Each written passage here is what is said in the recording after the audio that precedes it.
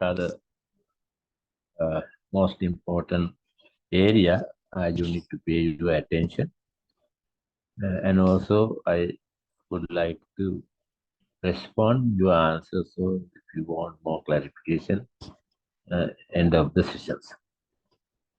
Actually, we already learned about culture. Do you have any idea about culture?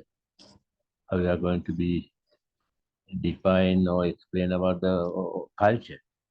Especially, we have uh, discussed. We are discussed on organized. Sorry, national culture. Anyone can say what does it mean by culture? National culture.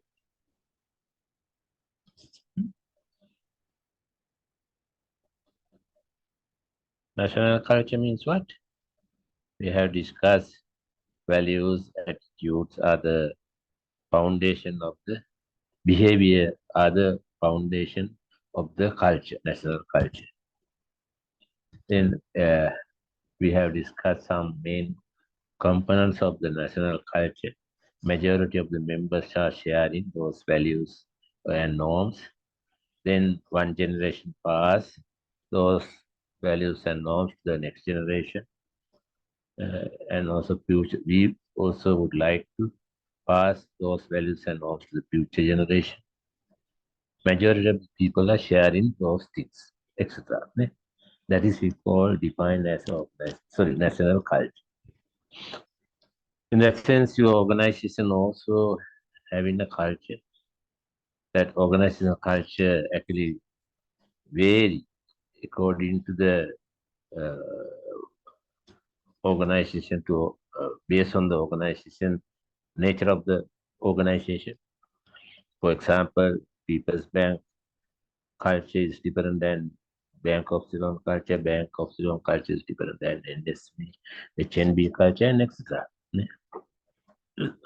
And also the cultural influence or impact we can see among our own family members too.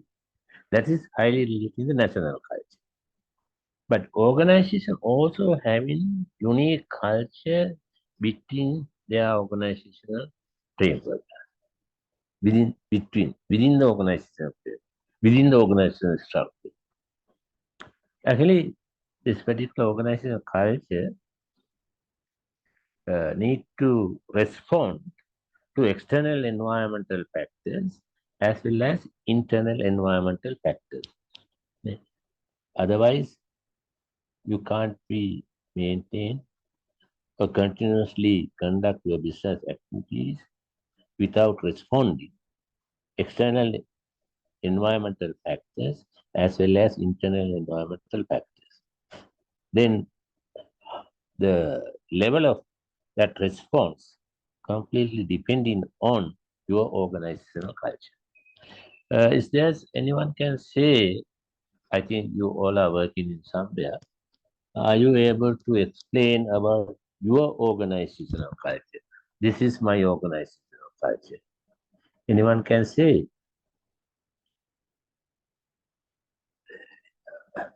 Don't worry, there is no any precise answer for this one, but based on your perception, you can say my organizational culture like this. Nasmila Iftikar, is it correct? Nasmila is there. Nasmila? Yes, sir. I'm here.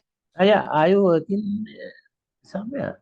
I'm working for public sector, sir. Working Yeah. for Okay, that's good. That's good. Public sector organization also having a culture. Are you able to explain about your organizational culture like this?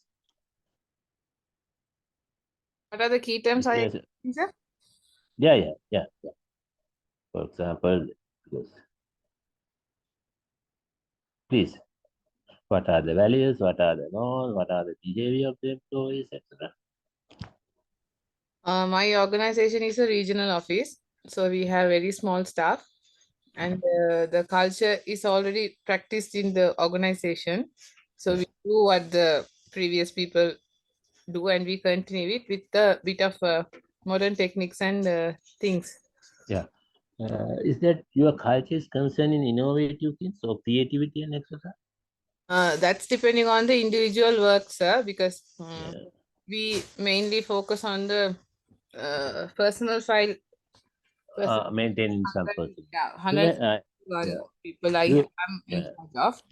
So Do you that have any subcultures within the branch? we have a range office and the divisional office under us. Yeah. So that is also the guidelines are already given in the administrative circulars. According to the Yeah. circulars, we work on. In that sense, your organization having a good structure. Yeah. Yes, because it's With a the public sector, it's already decided yeah, already. We yeah. work according Detailed to that. structure. Yeah. That's the part of the one of the part of the cultures. Yeah. Organizational culture. Very structured. Everything is explained by the how can we can rules, regulations, circulars, and etc. But sometimes we can see some organizations having a more innovative, very creative culture. That means always they are motivating employees to do new things, to introduce new suggestions, new ideas, new opinions, and etc.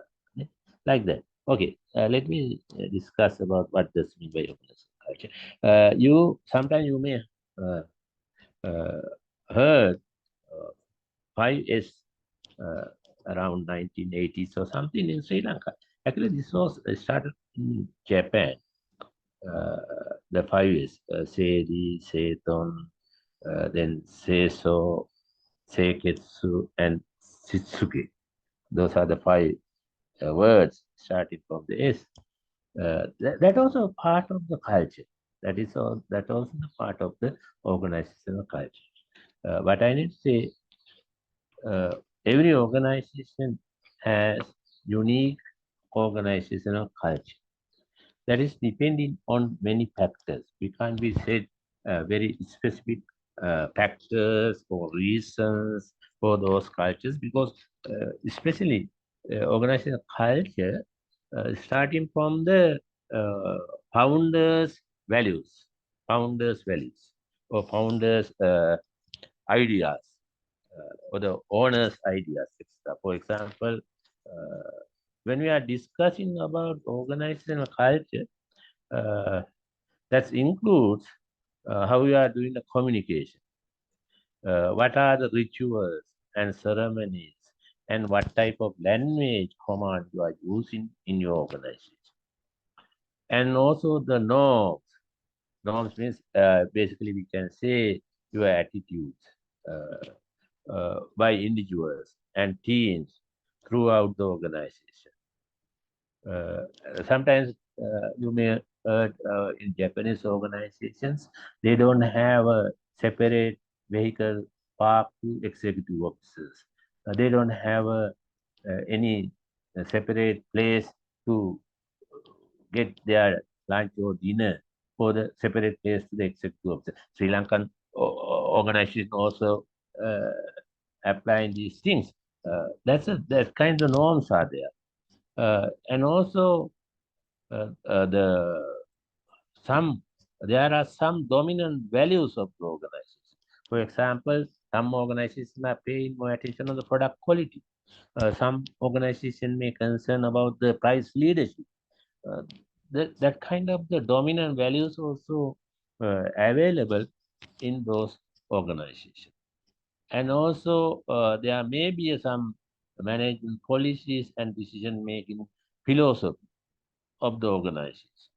And also, there may be the rules of the games to get uh, competitive advantage, to get to train newcomers to the organization. And also, they may have some physical layout about the organization. And also there may be some procedures how they can be conduct or interact with customers, suppliers, and other people, and etc.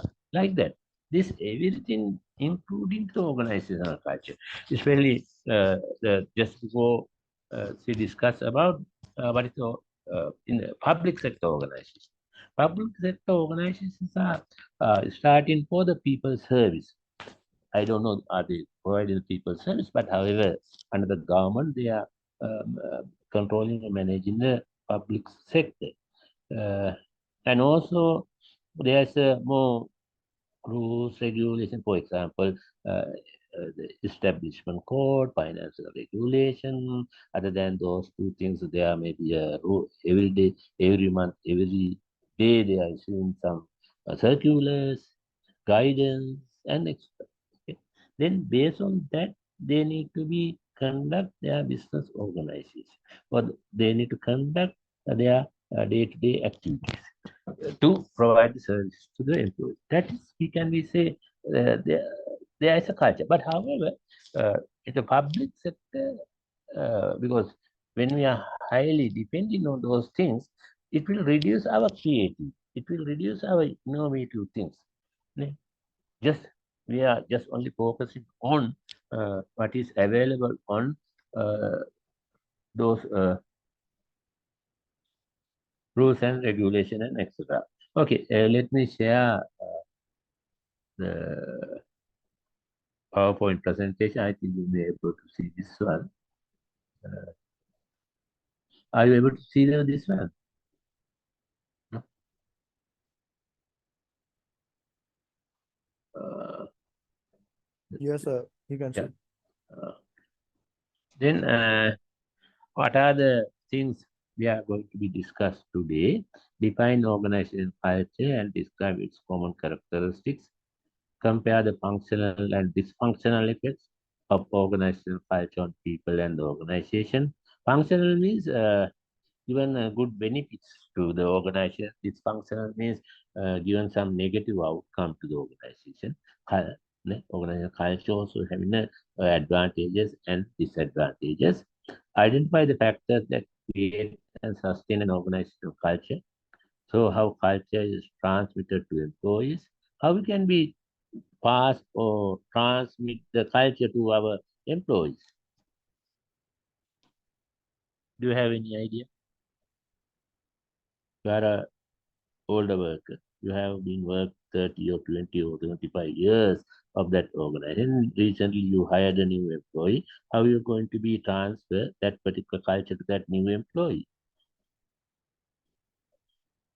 By using what? By using training, we can give by Training. Oh, verbally we yeah, can give, yeah, yeah, yeah. and You, written document is available like a manual or something. We can yeah, include it yeah. in there. They can Usually give. usually we say you socialization. Socialization of the employees. For example, as you mentioned, training also including and also we call orientation, induction training program. Everything we can be used to uh, transmit our culture to new employees. Demonstrate how an ethical culture can be created. Describe positive organizational culture. Identify characteristics of a spiritual culture. This is sometimes a new word you may heard, spiritual culture. What does mean by spiritual culture? Actually, when we are discussing about the social development steps, now our society entered to this spiritual step, spiritual uh, cultural level. Originally, actually, you have to think about your older ancestors. They had a very fight to maintain or survive their life in this world. They gathered food from the jungle. They get the meat from the jungle, and they collect fish and other things from the rivers and etc. Water they got from the river or lakes, whatever. At that time, our ancestors concerned about the survival stage. Then the second, our ancestors learned how to domesticate the wild animals. And also they have learned how to get some harvest by engaging with the agricultural activities. Yeah. Then, for example, they domesticated the hens, dogs, cats, and pigs, and etc. And also they learn how to uh, get more harvest by engaging agriculture activities. When they engage with this domestication and agriculture activities, they had more excess product. More excess product. Excess product means they are unable to consume those all products within their family. Okay, within their family.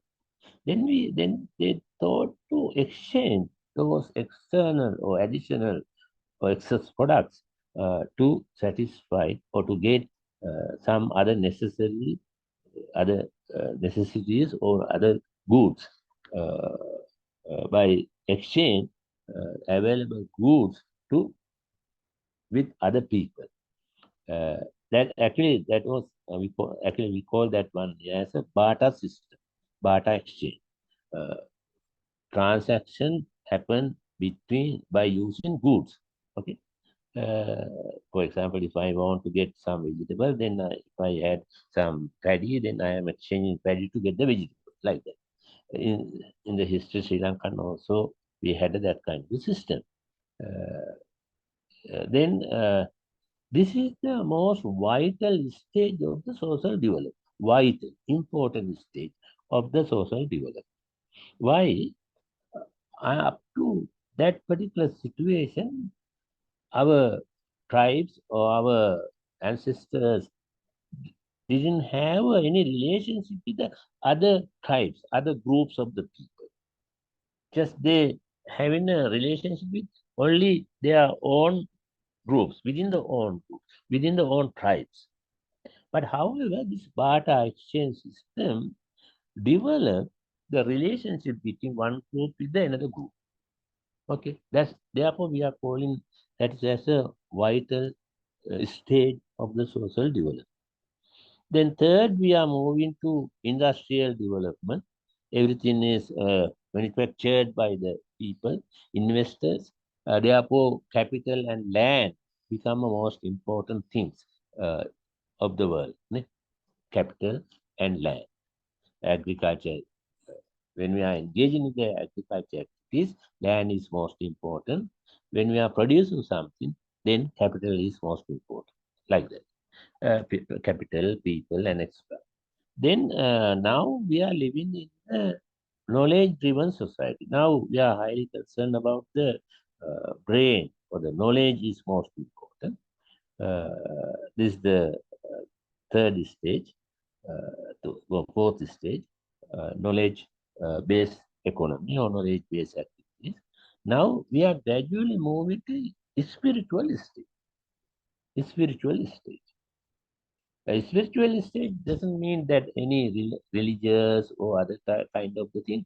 Uh, in this particular state, we are saying that people have a mind, and therefore we need to be concerned about their those kind of the spirits inherited in their own life.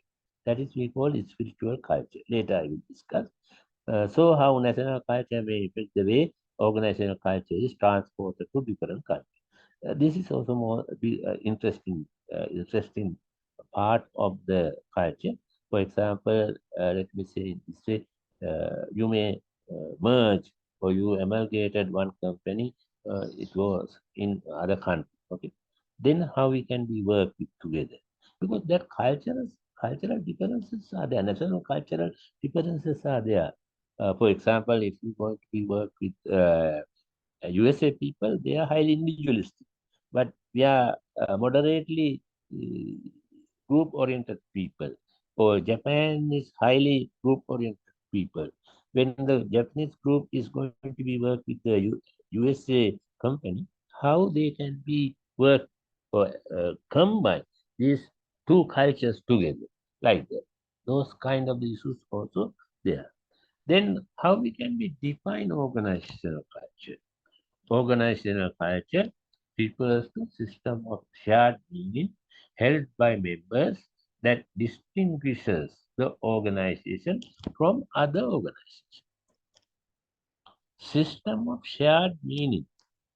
There should be a one particular way how we are going to be shared our uh, things with the other people.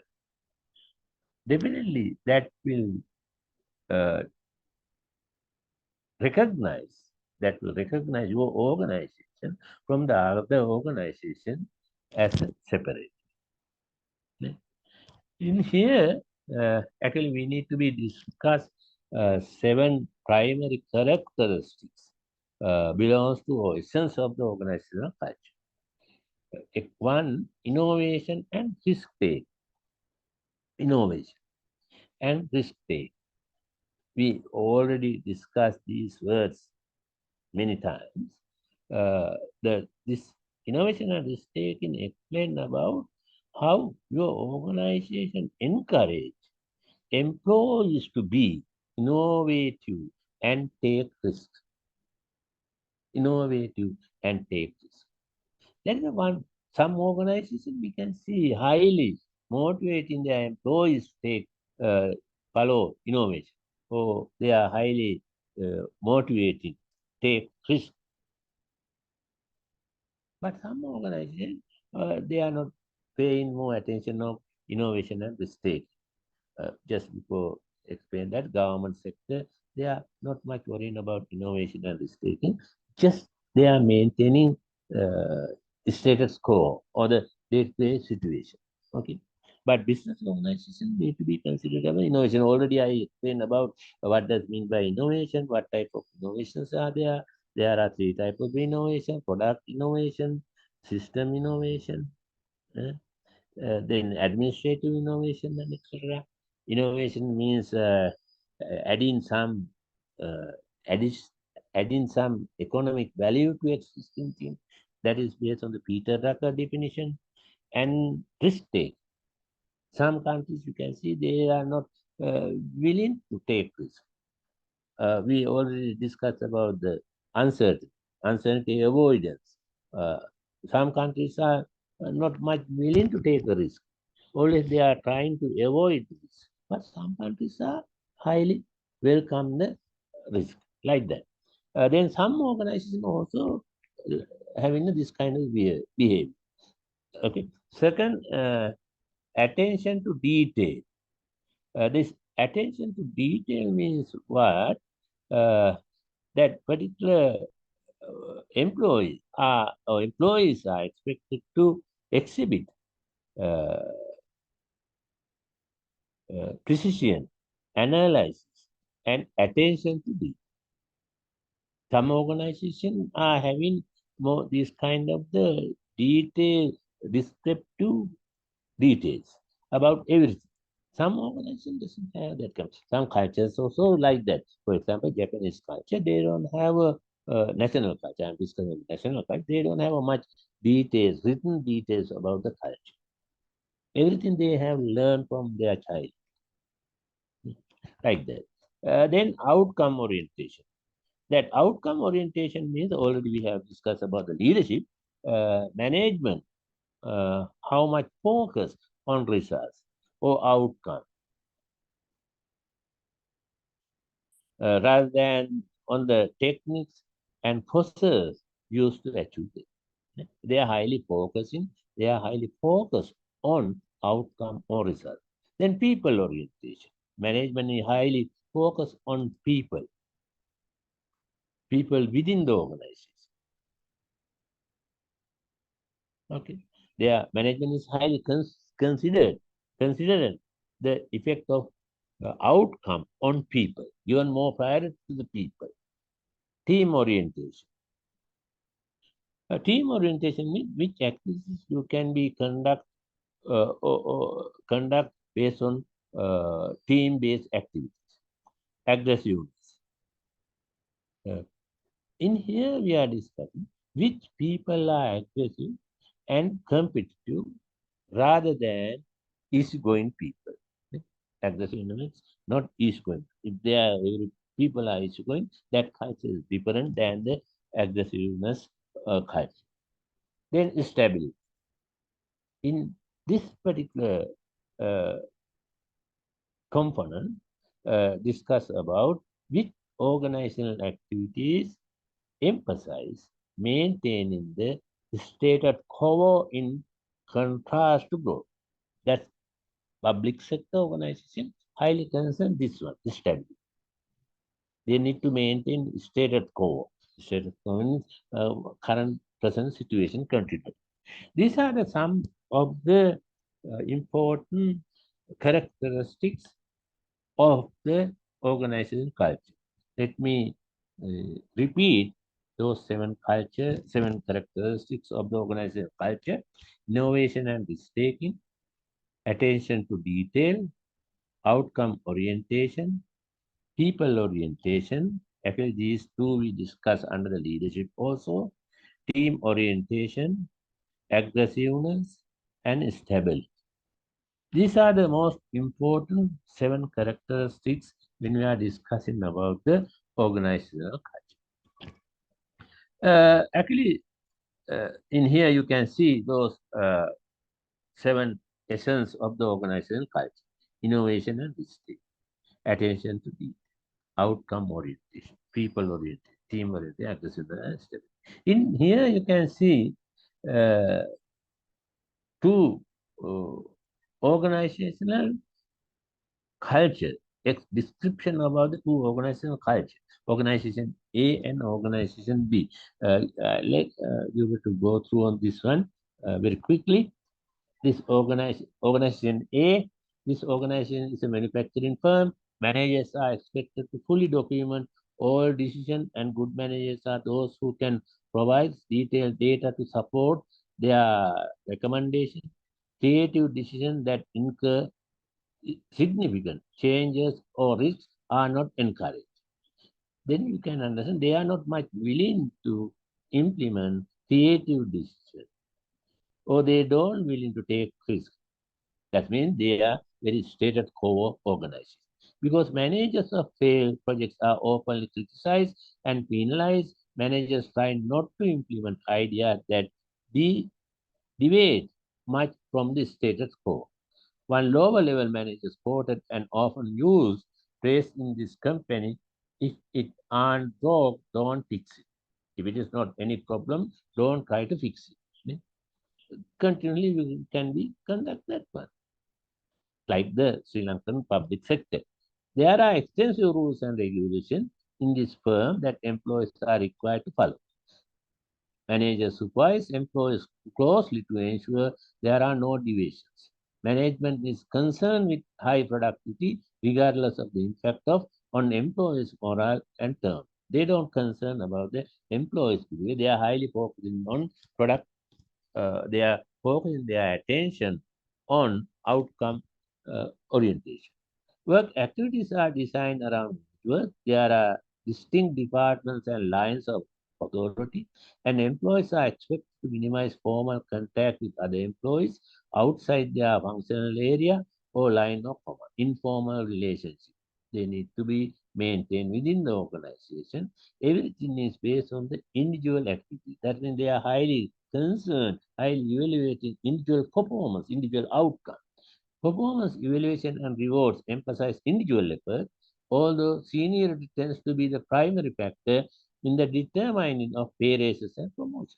That promotions and increments are highly based on the seniority. How many years you work in that organization, tenure period, how many years you work in that particular organization. Based on that, you can be get the promotion.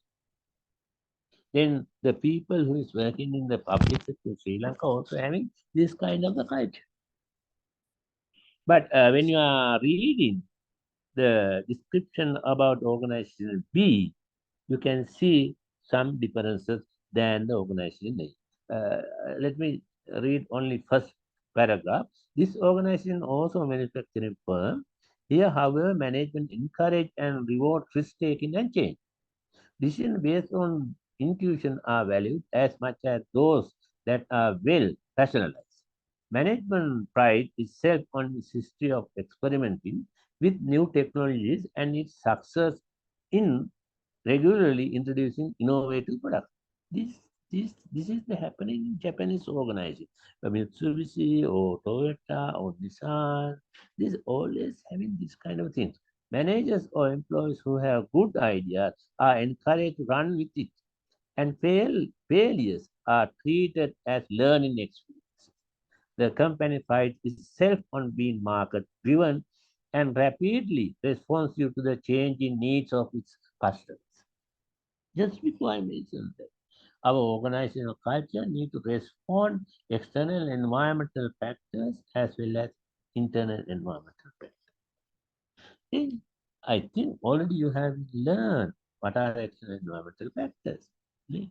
For example, politics, then economic situation, or the technology, or the culture, or etc. There are many things.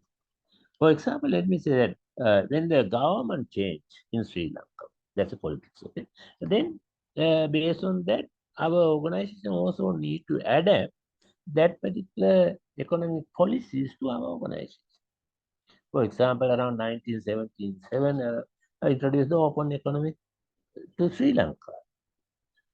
Then our organization also need to just adapt that kind of an economic policy. Otherwise, we can't be survive or maintain our business very competitively in this country.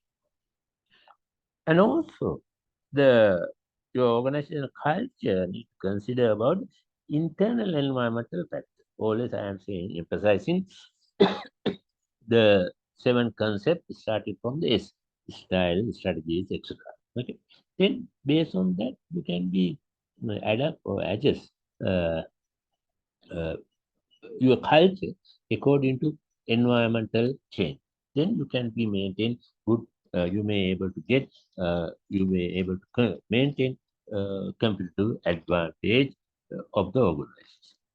Then and also you able to understand the organizational culture uh, is depending on perception of the employee, perception of them. In that sense, it's a descriptive way. When you are asking about your organizational culture, you are explaining about that. You are not going to evaluate that one. You are saying my organization is having this. Okay, that's a descriptive way. But job satisfaction is evaluative. Yeah? Job satisfaction, we are asking how do you feel about your job? That's the evaluation. This is not the descriptive method. Okay. Then, however, we can be discuss culture in based on four competitive values. One is the collaborative and cohesive plan. Collaborative and cohesive plan. Second one is the innovative and adaptable advocacy. Third one is the control and consistent hierarchy. Fourth one is competitive and customer focused market. Actually, uh, there are many ways to define culture, categorization of the culture. But in here, you can see only one method how you can be categorize your organizational culture by considering some of the factors. For example, collaborative and cohesive clan.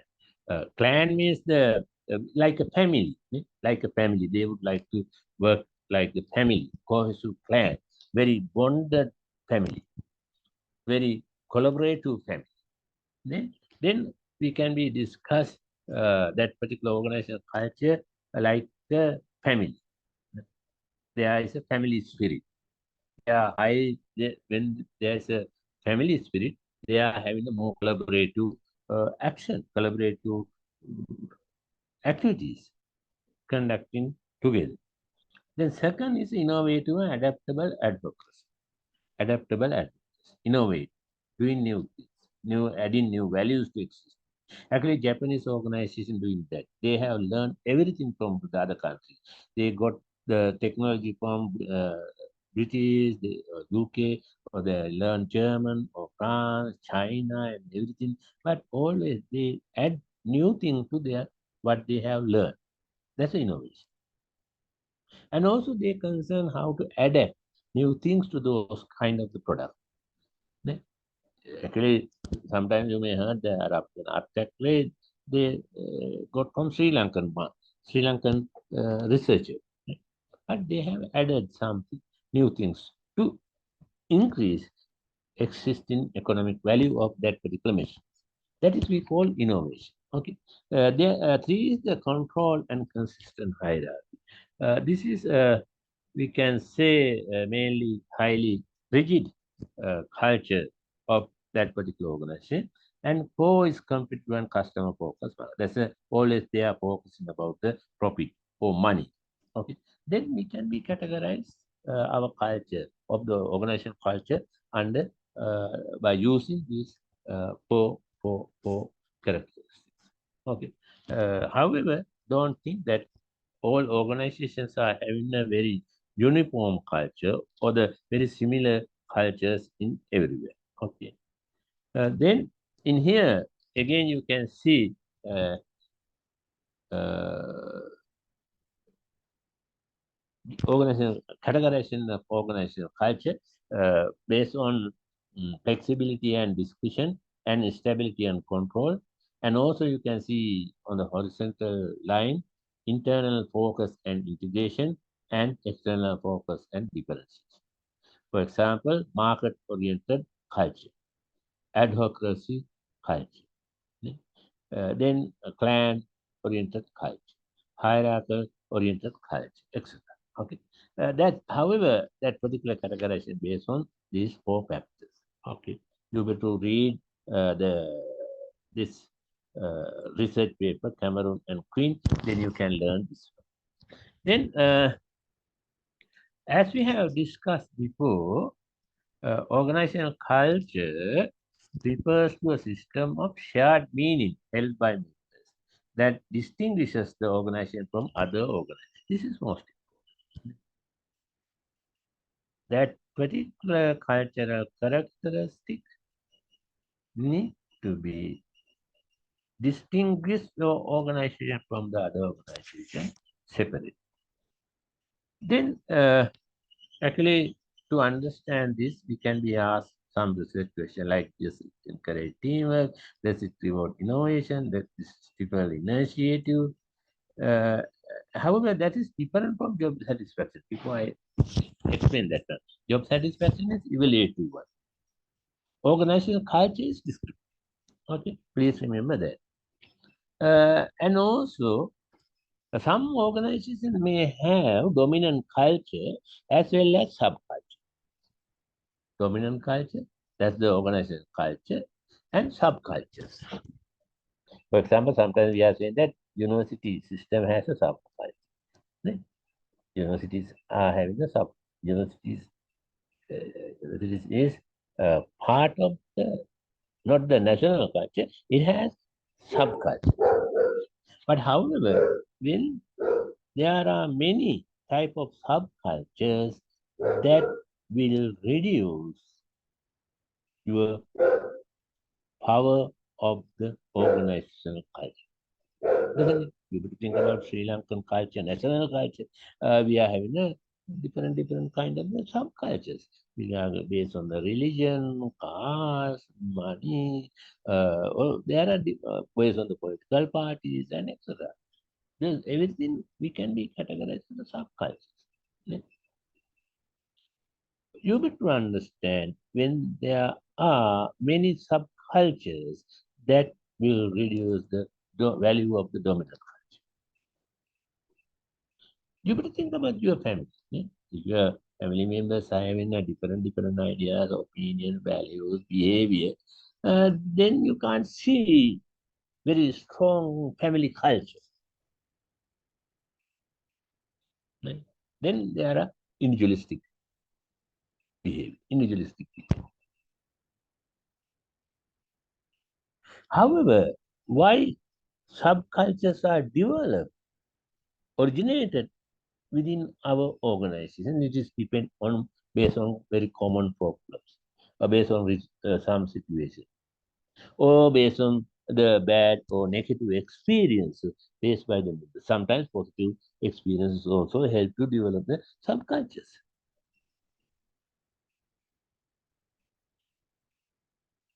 However, we can be discussed two types of the cultures within the organization, a strong culture and weak culture. Strong culture and weak culture. What is the strong culture? I am discussing the strong organizational culture. A culture in which the core values are intensely held and widely shared by the all members of the organization. Core values are both intensely held and widely shared. The more members of the organization. When we can see that particular important values are shared by many members, or every members are knowing those values, that means there's a strong culture. This type of the strong culture help to increase commitment and also given a more greater influence on members' behavior. Therefore, you may able to achieve expected goal, and there are some bad outcome also. However, these are some good points of the strong culture. For example, you may heard Matsushita or the national or Panasonic company. They are having this kind of the strong cultural values. Okay.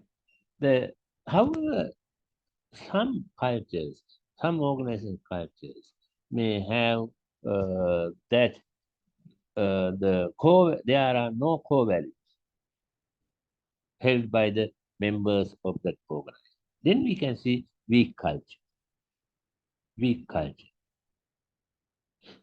Therefore, when we are going to hire a people to our organization, when we are going to select the people to recruit our organization, we need to be consider matching that person with our organizational culture. We call culture fit. Culture fit. What does it mean by core values? The primary or dominant values that are accepted throughout the organization. Core values means what?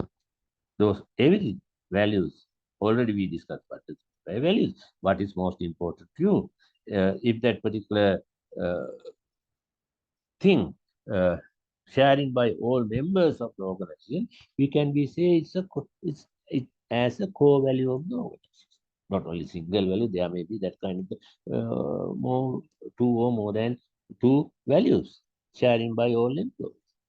Actually, culture is depending on your cycle.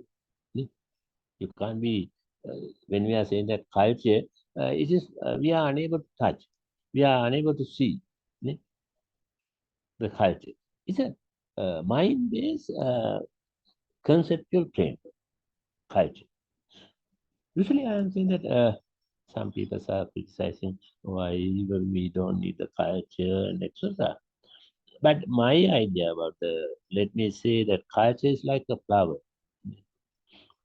Culture is like a flower. Then those rituals and those practices, those behaviors, like the smell of that particular flower. Smell of the flower. Sometimes you may able to get the good smell. Sometimes you may get bad smell from that particular flower. When I am discussing about the Sri Lankan culture, basically Sri Lankan culture is dependent on two things. Sorry for I am not discriminating to other people. It's highly based on Buddhism and Sinhala language. When we are saying that Sinhala culture, highly based on that. However, from we would think about around 1505, Portugal invaded our country, and from that time, they are trying to demolish or eliminating these things, but not they didn't able to do that until we can see these languages and villages are there. But gradually, we can see the value of those things are reduced. Uh, not it's based on some impact of globalization. Impact of globalization. Okay, I'm not going to be discuss that one, but I need to say that your organization also having this kind of a culture, or your organization also having this kind of cultural based norms or behavioral patterns or attitude and etc. Those are the we can be identified those most important things as your core values of your organization. Then what are the culture functions? For example, sometimes you can see some organizational cultures are highly formalized. Very easily you may able to predict, conceive, or able to understand or develop predictability and ordinance and consistency because everything is very well formalized. Everything is based on the rules and regulations. However, formalization and culture are two different things. Because what we need to say that when there's any formalized organization, every employees of that particular organization are going to be behaving in a similar way because there's everything rules and regulations. The similar things can be happen by developing a strong culture. When you are having a very strong organizational culture, they don't need high management practices by developing formal rules and regulations to guide the employees' behavior because there's some cultural norms, attitude, behavior patterns already decided in your organization. Let me say in this way. For example, you could think of some countries, Japan, China, Korea. Actually, these countries are having a very stable social rules within that particular country, within those particular countries. Therefore, those rules, social rules, regulations, and every rule of thumbs are managing the behavior of those people. They don't have they are having very little rules and regulations.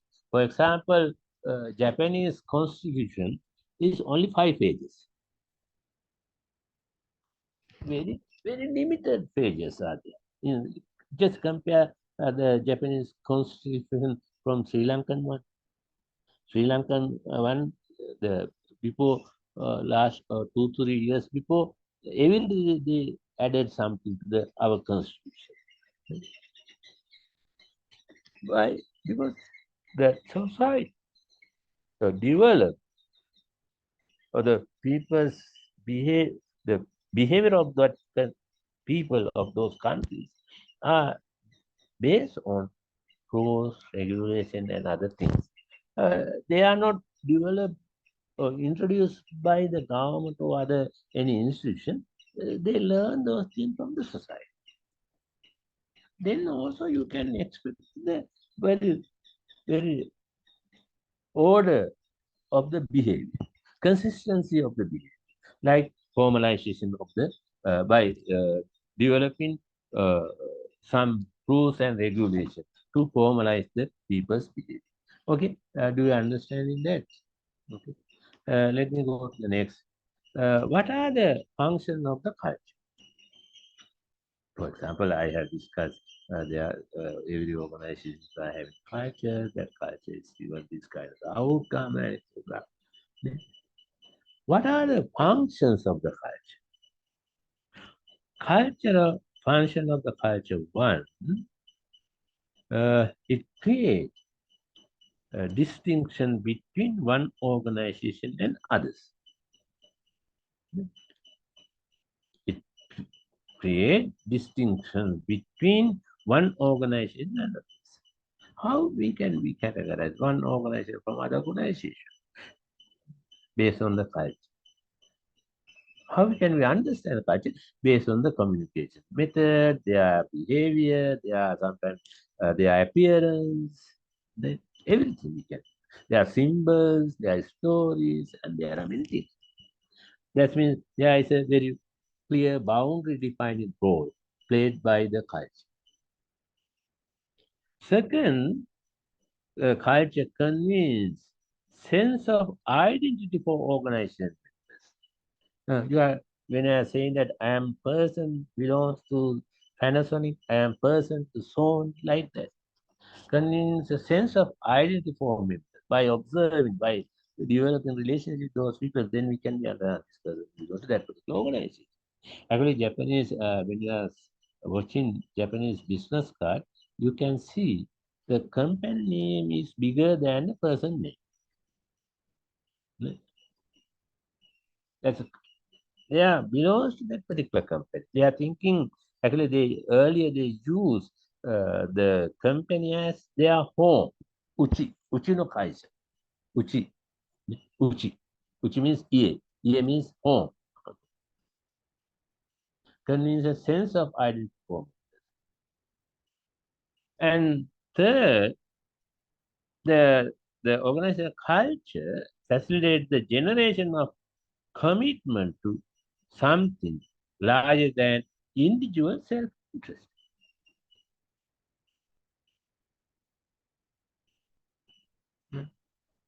For example, if you're going to be considered, I am a member of that particular Sony organization, I am the member of the national or Toyota organization, then you are given priority to those values of the organization than your self-interest. Is there any person who's working in a Sri Lankan Toyota or Sri Lankan Mitsubishi? Sometimes they may have this kind of the experience.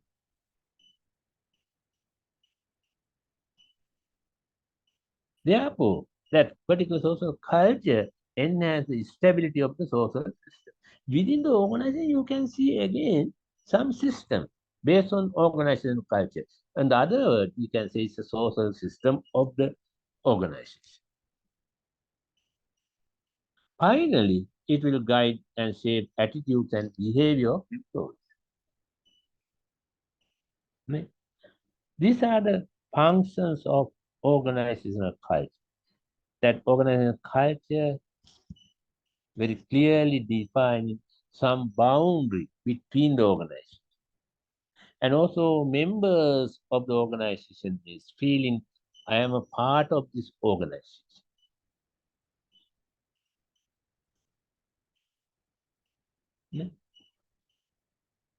Therefore, we are going to be give more priority for organizational well-being than our individual self-interest.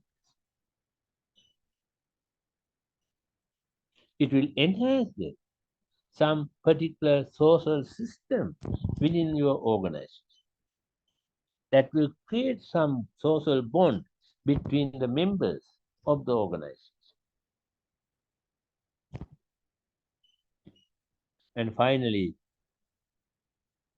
your organizational culture may control your behavior and give some kind of the sense made to your employees.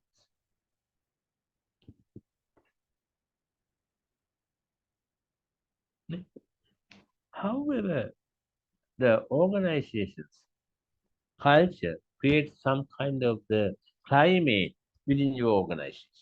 We call this a organizational climate. That means just before I mentioned that cultural functions are there. Based on these cultural functions, your members, you including yourself, have about some idea about organization and work environment. We call that is as an organizational climate. You all are having a very shared perception about your organization. Shared perception. Perception we already discussed. Perception is how you are going to be interpreted feelings to give some meaning to some events, person, or some. Then culture, organizational culture creates some organizational climate. How you are going to be perceived your organization. It is shared by all the members of the organization. That we can be defined, that we can be named as an organizational climate. What does mean by organizational climate? It's a perception or organization members have about their organization and work environment. Sometimes it's based on some team spirit. Team spirit. That means you are having a good spirit to work with the team member of the team. Therefore, when you are going to be hire a person, we need to be consider about organization fit. What does mean by organization fit? We need to consider about our applicants or employees' attitudes and behavior are compatible with the culture. Compatible with the culture. Otherwise, you are achieve your expected goal.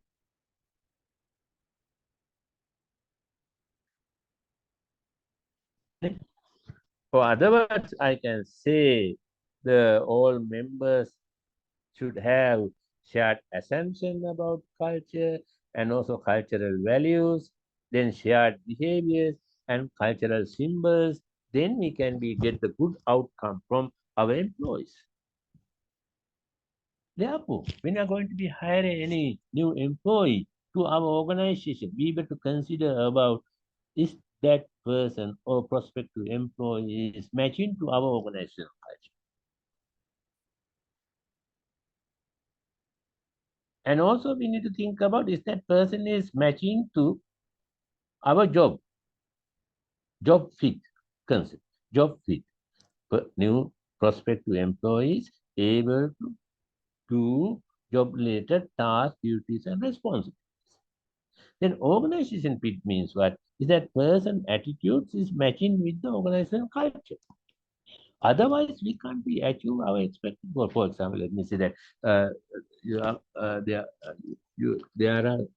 are some people always criticizing the profit of the organization, business organizations.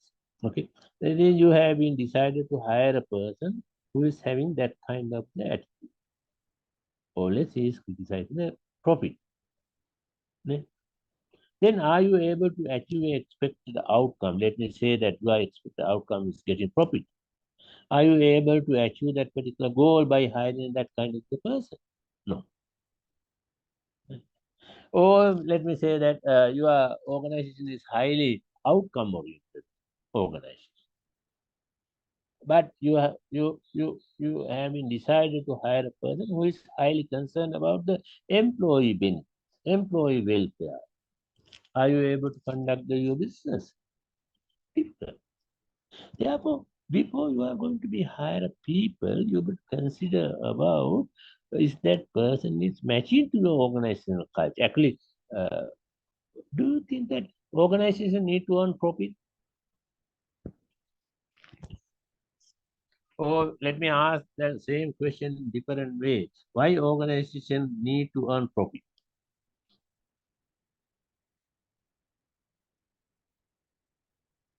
Anyone can say? Naini Jayasinghe, are you there? What do you think? Do organization need to earn profit? Why? Yes, sir, definitely. It will be Why? prime objective and it will be needed to survival, to maintain the survival of the organization and to grow its operations. Exactly correct. Yeah, exactly. Because the investors expecting something as a return. It's a profit. Then or dividends, whatever. We can be give them some profit sharing when the organization is having profit. Second, we need to develop our organization. We need to enhance our business capacity in the future. Then we are unable to get money from our shareholders or the owners from the bank. It's better than use our profit. But however, excessive profit is not good. Actually, Karl Marx criticized that one. around 18th century, excessive profits. Sorry, 17th century, excessive profit. Because you can be earn excessive profit by not paying due amount to your labors. Due amount to your labors. We call that one labor exploitation. We need to pay 100 rupees, but we are paying 10 rupees. That's the labor exploitation. Therefore, Karl Marx criticized the profit. Second, when we are highly paying attention only profit, that means we are concerned only about the owner's aspects or business owners' aspects. Therefore, Karl Marx criticized the profit. Third one, actually, by when we are pursuing only profit, our labors feel in alienation. Alienation means there is a gap between job and person, between job and person. Therefore, Karl Marx criticized the excessive profit. But reasonable profit, I think, expecting by everyone. Expecting by everyone. However, the if we're going to be hired a new person or any when we are going to be get any prospective employee to our organization, we need to consider about is that person attitude and behavior is very compatible with the culture. Let me say in this way, you would let me say organizational characteristics like that stability, predictability, high expectation of performance, or opportunities for personal growth, high pay for good performance, job security, etc. But individual person may have some expectation like flexible, adaptable, innovative, able to seize opportunities, willing to experiment, risk-taking, careful, and like that. Then we need to think matching of these values between employee and the organization. I think you may get that one. Yeah? That means, for example, I did my PhD in Japan. Okay, university. Then before select to that particular professor's course, uh, he he conducted a interview by himself. Then second, I had to face interview of that particular seminars, so professors, students interview panel. There are two types of interviews. Yeah.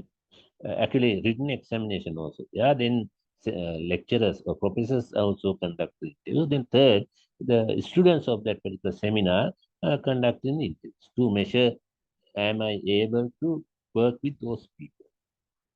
Am I able to learn with those people? Like that. That means we were to measure, we were to evaluate the person individual capabilities as well as group capabilities. Then we can be decide, we can select the right person to our organization. Okay. Then organizational climate is shared perception about the organization and work environment. Factors of climate has been studied, which include safety, justice, diversity, and customer service. These are the most important climate factors of the organizational culture, organizational climate. Okay. Uh, Based on these factors, we can be get employees' level of job satisfaction, involvement, commitment, and motivation, etc. Or we can be develop very positive workplace climate that will that will give higher customer satisfaction and also good financial performance to the your organization.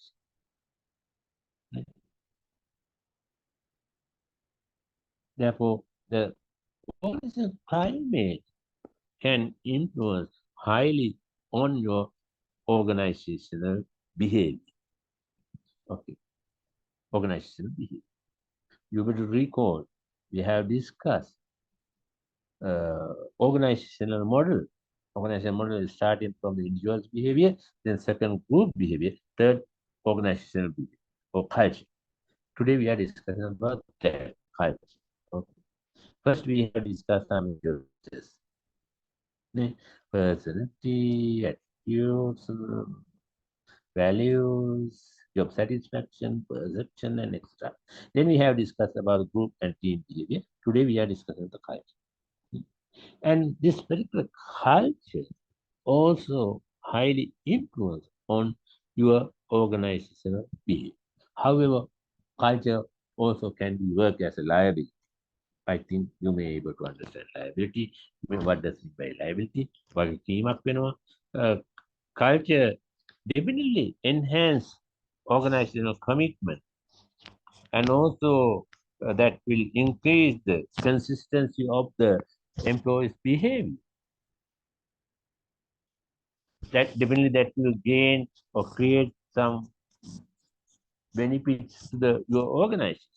But however, it will not happen always. For example, institutionalization. What does it mean by institutionalization?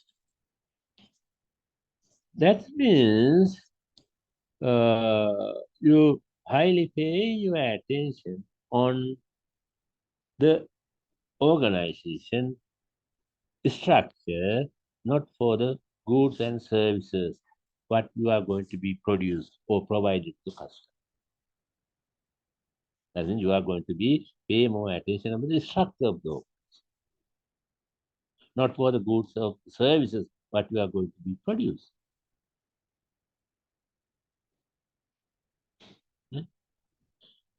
When we are paying more attention about institutionalization, that will not directly relating with your original goals of the organization.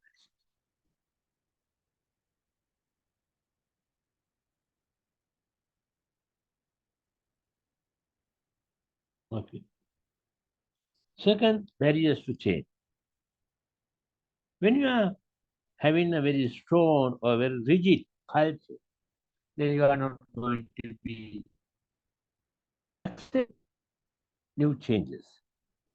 Always, for example, you think about Sri Lanka national culture, always we are highly fixed on our traditional cultural inputs or the cultural elements, then we are refusing to change, refuse to learn or adapt some changes. Actually, then definitely we were to say that consistency of behavior is most important. It's a most good assessed in a stable environment. But however, as we have discussed before, when the external environment changes, we need to change our internal environment to adapt or adjust to those things. Therefore, when we are having some barriers to change from our organizational culture, that is become our liability. But however, we are not going to say that those things need to be consistently changed. There should be a consistency of behavior. Then easily we can be adapt the rules, regulation, and everything. And also, your organizational culture can work as a barrier to diversity. Barriers to diversity. Actually, when we are going to be hiring new employees, we can see the differentiate between those employees based on race, age, and gender, disability of the other characteristics.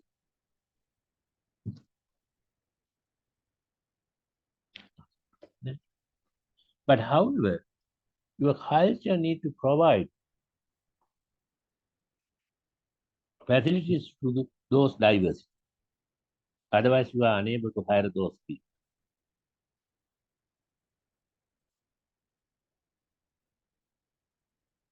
If you are going to be maintaining only homogeneity or assimilated people within your organization, you may definitely able to develop a strong culture. But however, then diverse ideas, diverse behaviors are going to be vanished. We already learned diversity also having some advantages. And also barriers to acquisition and mergers. Acquisition means we are buying some organization. Mergers means we are combining with other organizations. If you have a very strong culture, it will become a barrier to maintain acquisition and mergers very effective. Because we are given more priority to our own culture, our own organizational culture than the other cultures. Already I have mentioned that other organizations have a different culture. Then there is a question how we can be combine the culture, organizational culture of the A organization with the B organizational culture. That is happening in everywhere, in every country, not only in Sri Lanka. Therefore, you would want this organizational culture also having good advantages as well as disadvantages. We are having a more strong culture. We are paying more attention about that particular structure based on the strong culture. That will create some kind of the institutionalization, barriers to change, barriers to diversity, barriers to acquisition. Okay. Because the main reason for barriers to acquisition and mergers uh, found by the researchers, they have said that conflicting of organizational culture, conflicting and organizational cultures. Actually, I watched one particular film. One Japanese company acquired American company, but the managers, the Japanese managers, are unable to work over there because based on this particular cultural gaps, cultural dissimilarities, variances. I explained that Japanese organization very effectively applied quality circle to their organization, but it was failed in USA organization because that culture is different. Therefore, organizational culture is given a good outcome and also bad outcome. Now you may have an issue how a culture begins. Actually, organizational culture, highly based on the founders' values, founders' norms. Because founders are having a vision about organization. Actually, around 1980s, you may recall that some economic recession started in the Asian countries, especially in the Eastern Asian countries. Then Panasonic, for the national, uh, they had some factory in Malaysia. Under this particular economic decision, the management is decided to move out from the Malaysia to Japan. Then owner of the national, the Panasonic company asked me from the management, what you have done for this particular country. Then they had still we didn't able to do anything, uh, anything to this Malaysia, to Malaysia. Then owner said that no, you got to stay there, do something for the Malaysia. Do something for the Malaysia. That's a founder's vision, what they want to do, because some people are expecting to do something for the country, something for the country. Some people are considering to earn money for them. Some owners are expecting to do new things, creative things, introduce the creative or new products to the world. For example, you see Microsoft. Why Microsoft doing new things to earn money or to introduce new things to the society? Therefore, the culture, you have to understand, begins with the founders, the owner of those uh, organization, and highly the vision of that particular organization need to be influenced on all members of the organization. Then, how that particular culture uh, transfer to our new employees. There are three ways to transfer that particular organization culture to new employees by the founders or the owners. Uh, Usually, founders would like to hire a person like him or that particular person or that particular founder. Founders want to hire and keep the employees who feel or think same way what he or she do. Ne? That means owners always trying to hire a person like him or her. Second, uh, then owners are socialize the new employees based on their thinking and feel. Based on their thinking and feel. And finally, founders' behavior encourage employees to follow or internalize that particular owners or the founders' belief, values, and assumptions. In that three way, by using that three way, you can be socialize your new employees as you by hiring a very similar person like you, by doing training based on your own thinking and feeling, and also you can be uh, motivate uh, the employees to following your values, attitudes, beliefs, and assumptions. Then you can be easily socialize those employees like you. But however, please understand that also having the disadvantages. Because everyone is following very similar behavior within that particular organization, or otherwise we can see there may be very strong culture. But when something happens, when we need to do some new things, changes, when we need to adapt environmental changes, then there is no ideas, opinions, or nothing. Okay?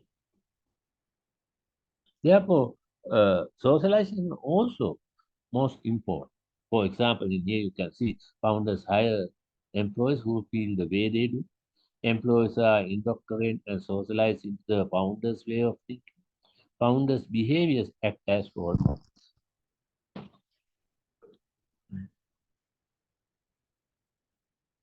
Then, when everything is very stable, these things are good. But when you can see very dynamic environment is there, you may unable to follow or develop your organization by having this kind of the socialization. Then how we can be keeping our culture alive within our organization?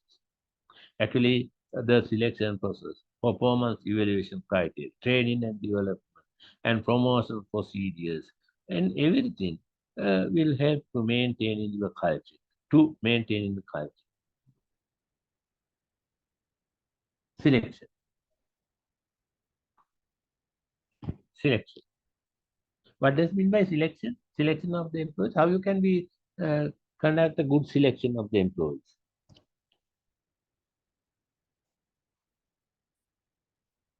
What is the process of the selection?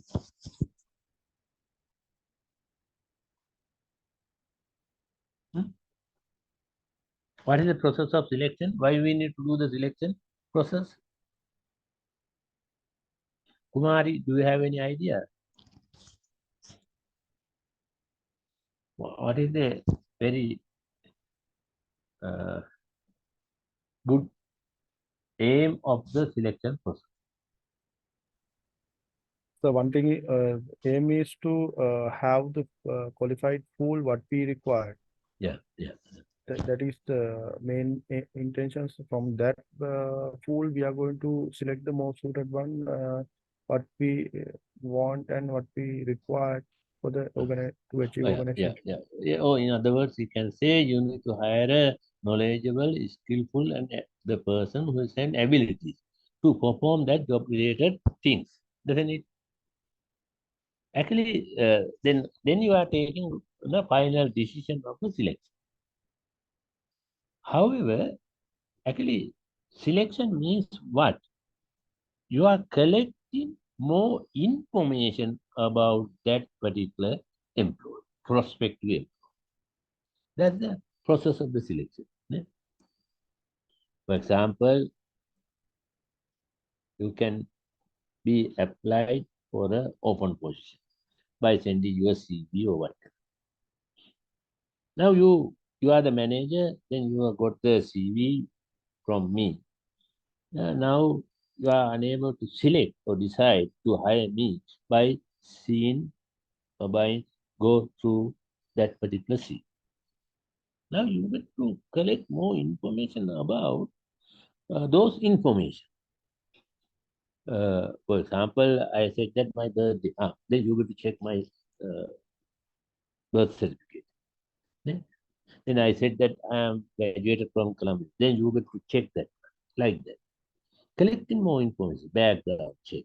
Then you need to check about my skills, abilities by conducting written examination or practical examination or background test. There are many things. The actually selection means you are trying to collect more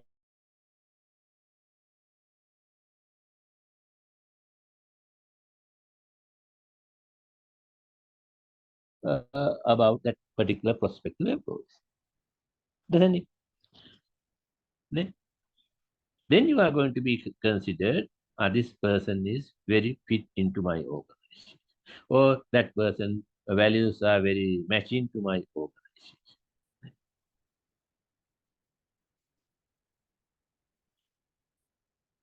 And also at the selection process, we are providing some information to the applicants too.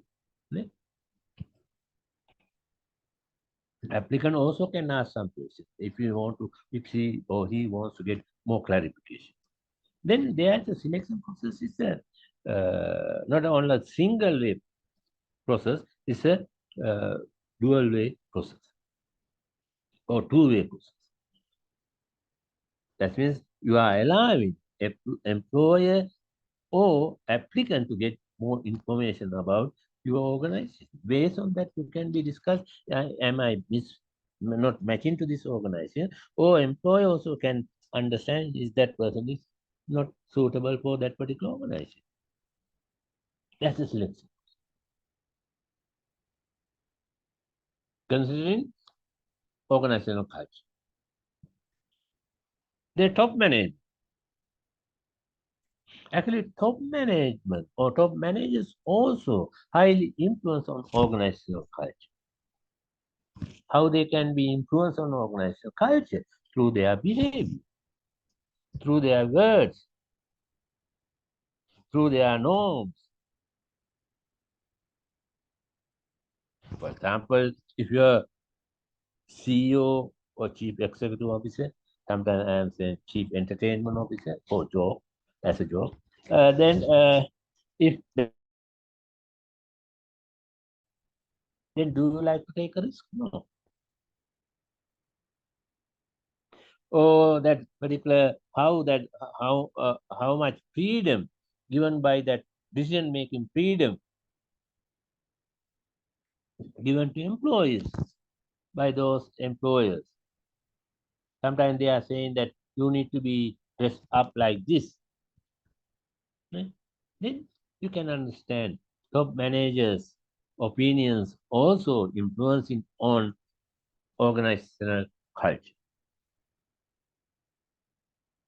In here, let me discuss about the socialization model. Actually, uh, even when you are joining to this particular master course, sometimes you also may have some kind of socialization. I don't know, it's only 1 day socialization, 2 day socialization process. That means socialization means what? We are trying to help our new employees adapt to prevailing culture, prevailing system. That is we call socialization.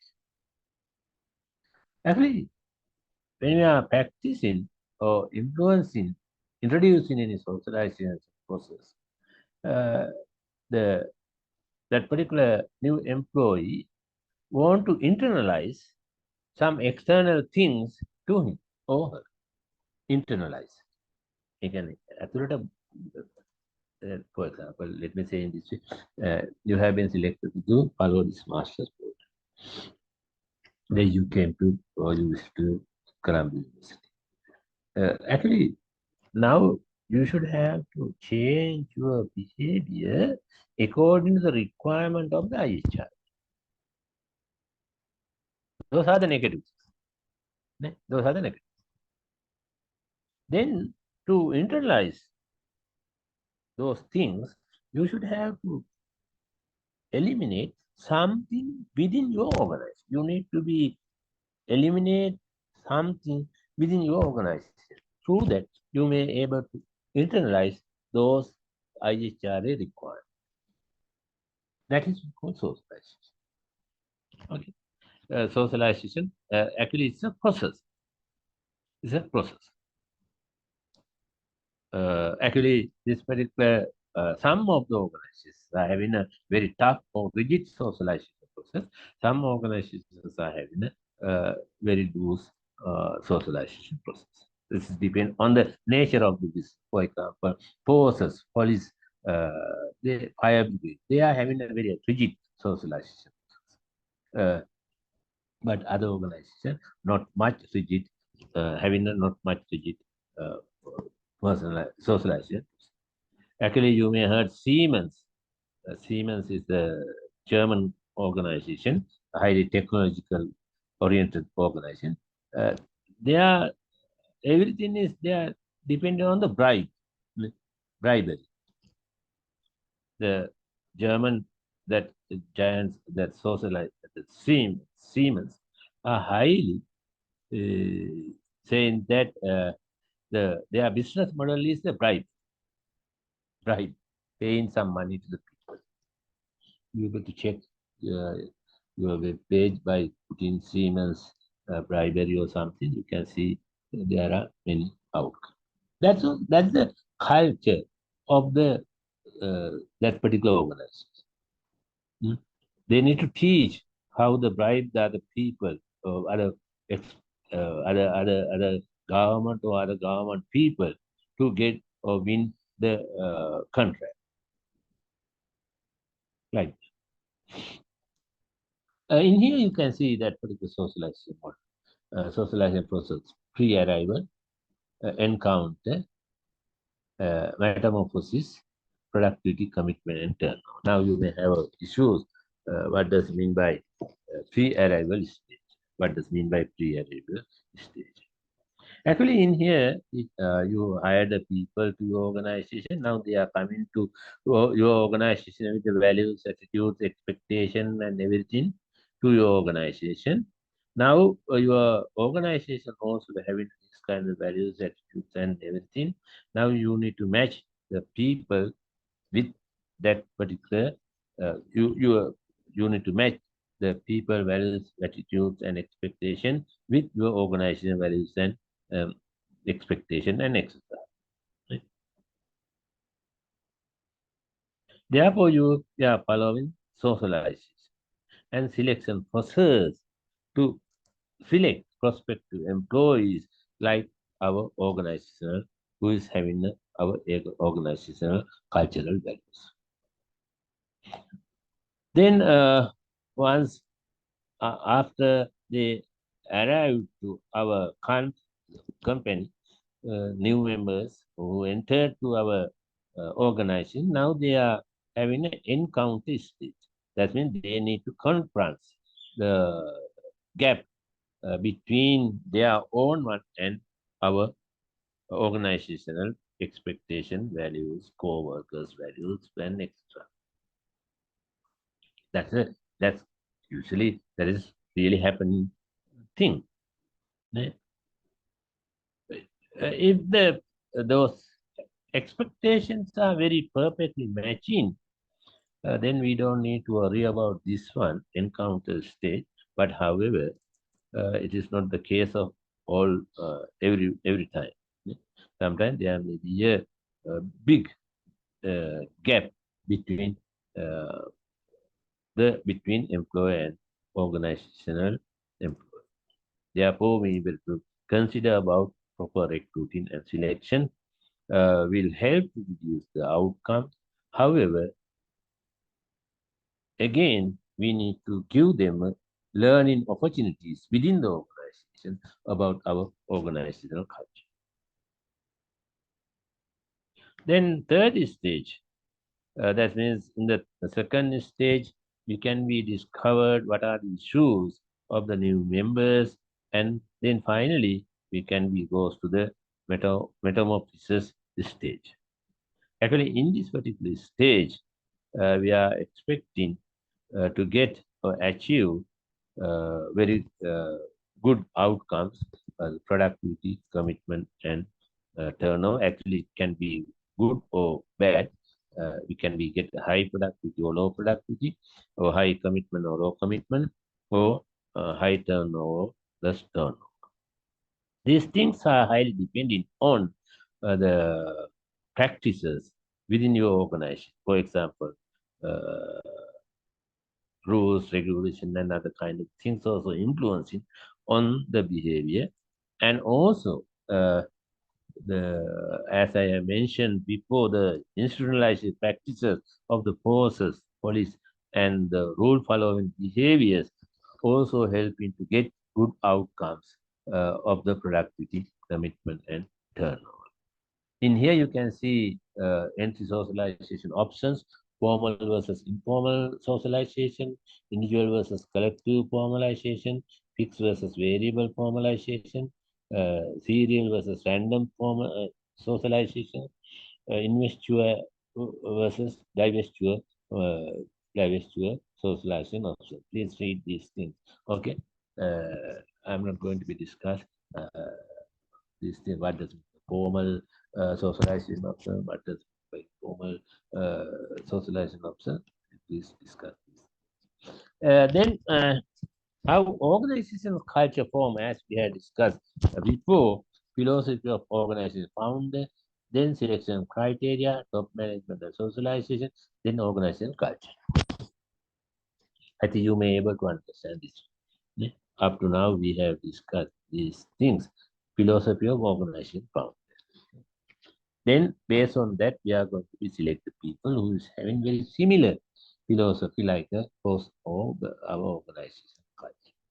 Then top management also can influence on our subordinates through their behavior, values, attitudes, and also we can be develop or maintain very similar organization culture of the new employees, or by given a socialization. Then we can be develop a good organizational culture within our organization. But do you have any issues about this one? But up to now, what we have discussed up to now, is it okay?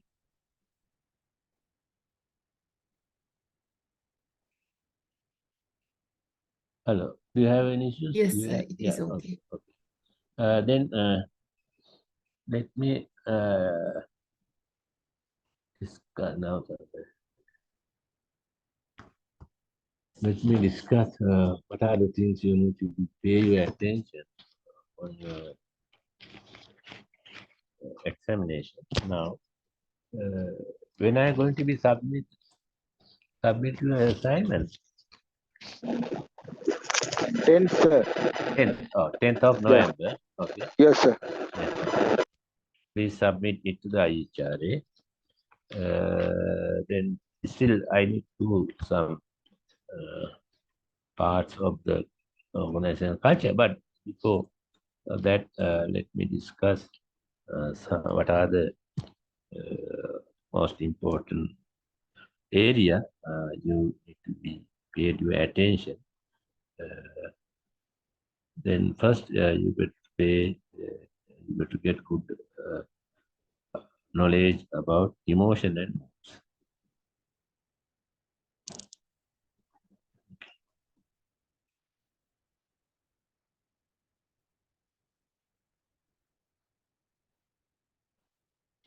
emotional modes. Actually, we have discussed what does mean by emotion, what does mean by moods.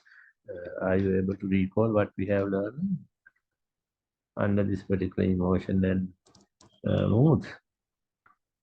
Anyone can say something about that? Actually, emotion and moods both are feelings. They both are, you can be discussed under the particular umbrella words as feelings. We all are having the emotion and moods. I think you also agreed with me.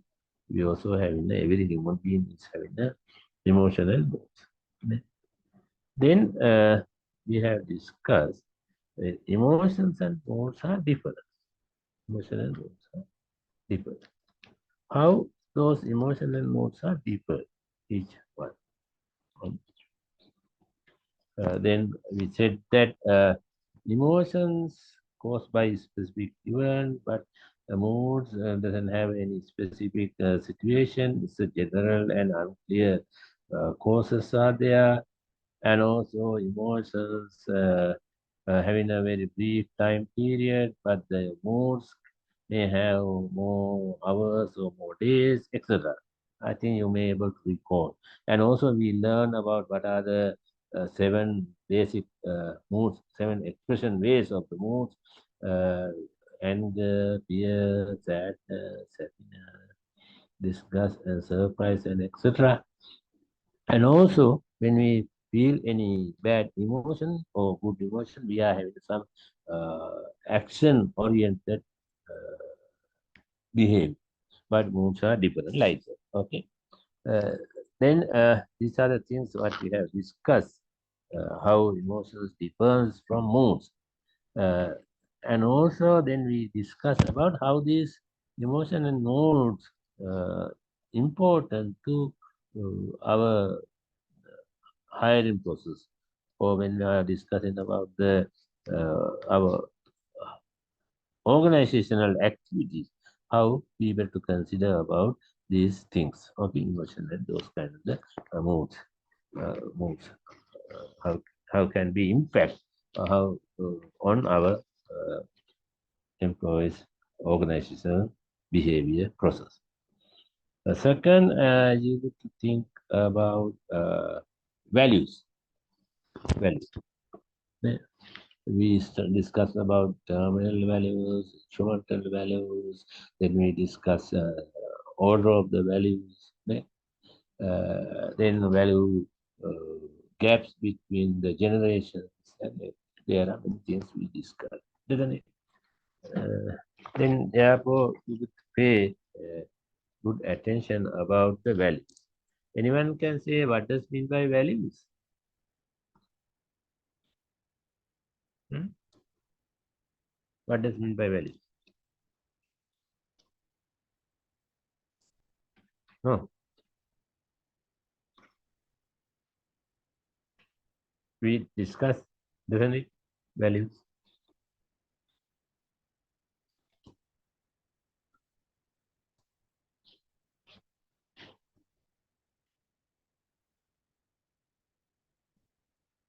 Actually, we say that very simply. I said that what is most important to you, or otherwise we can say the socially preferable uh, behavior or the behavior or mode of the conduct to achieve any state of existence or whatever.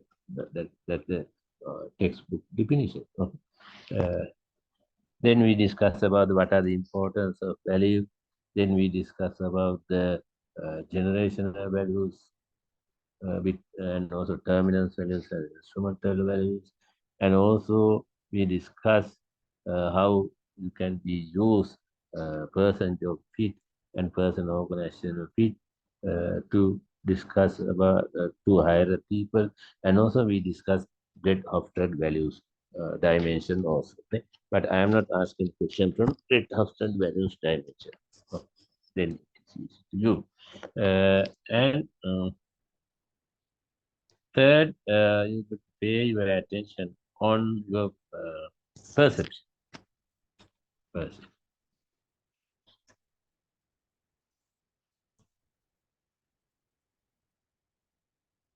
And also we have discussed some uh, shortcuts on the perception. We said that stereotype or like that. There are some shortcuts also there. Then we discuss what does mean by perception, what are the factors influence on the perception, what are the some mistakes of the perception, what are the shortcuts we can use on perception and etc. Okay. Then also we discuss about the motivation.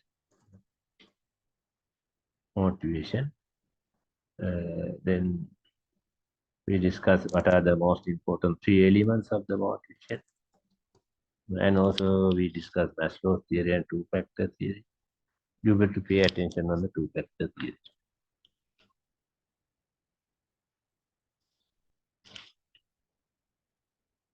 Then last we discuss about the group and team behavior, and also we discuss about the what does mean by group and why people are developing group, what are the stages of the group development, how it is related with the performance level and etc. And also we discuss how group is differ from the team and what are the team structural ways, etc. Then you better pay attention on those things.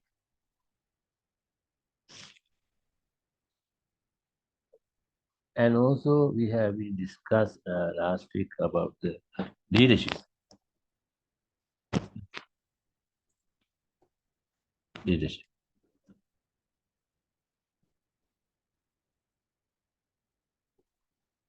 And also then we discuss about transformational, transactional, and situational leadership, and etc.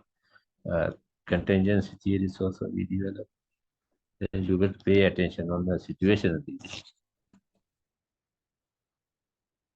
Today we are discussing about the culture.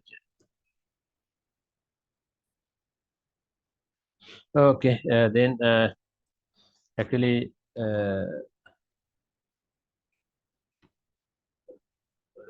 each question, okay, I need to ask one question from you. You like to have 25 marks allocation or 20 marks allocation? Which one is better? According to your choice, I can develop the question. You like to have 25 marks allocated to one question per question or 20 marks? Which one is better to you? So how many questions we have to write then? No, based on that.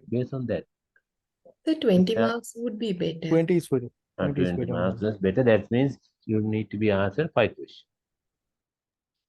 Okay.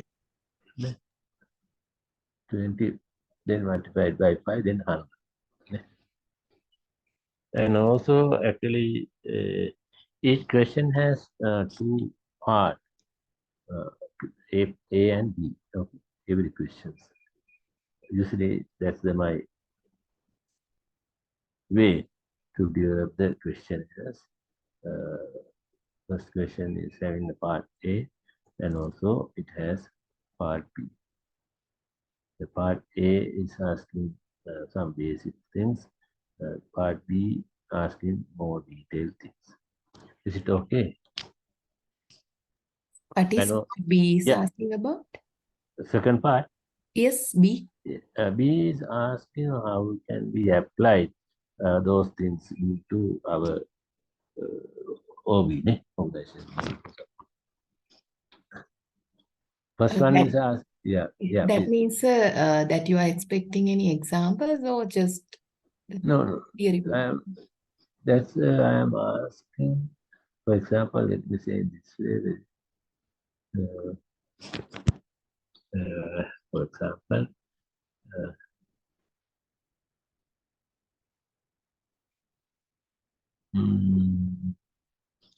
I can ask what are the primary sources of emotional and moods. I am not asking this question in the first one. Then second, I am asking how can be applied emotion and moods when you are going to be select employees. Like that. Did you get that one? Yeah, got it, sir. Okay. That's Sir, good. are you going to ask a case study or something like that? If you like, I short. can give the test. Oh, short. No, usually, no, I didn't develop my question paper. Do you like to have a case study? No, sir. No, okay. Is it okay? Ne? Then it's okay. Then I will ask 7 questions. Then out of 7, you need to answer 5 questions. Each question is getting allocating 20 marks. Is it okay? Yes, sir. And also, when you are answering the question, each question, please focus. Sir, is it possible to increase another question, sir? 8. 8 Why? from 8 we'll select 5. Then it is easy to select 4 questions. Yes. Okay, included 8. Then it is on. It is based on the personality. Okay.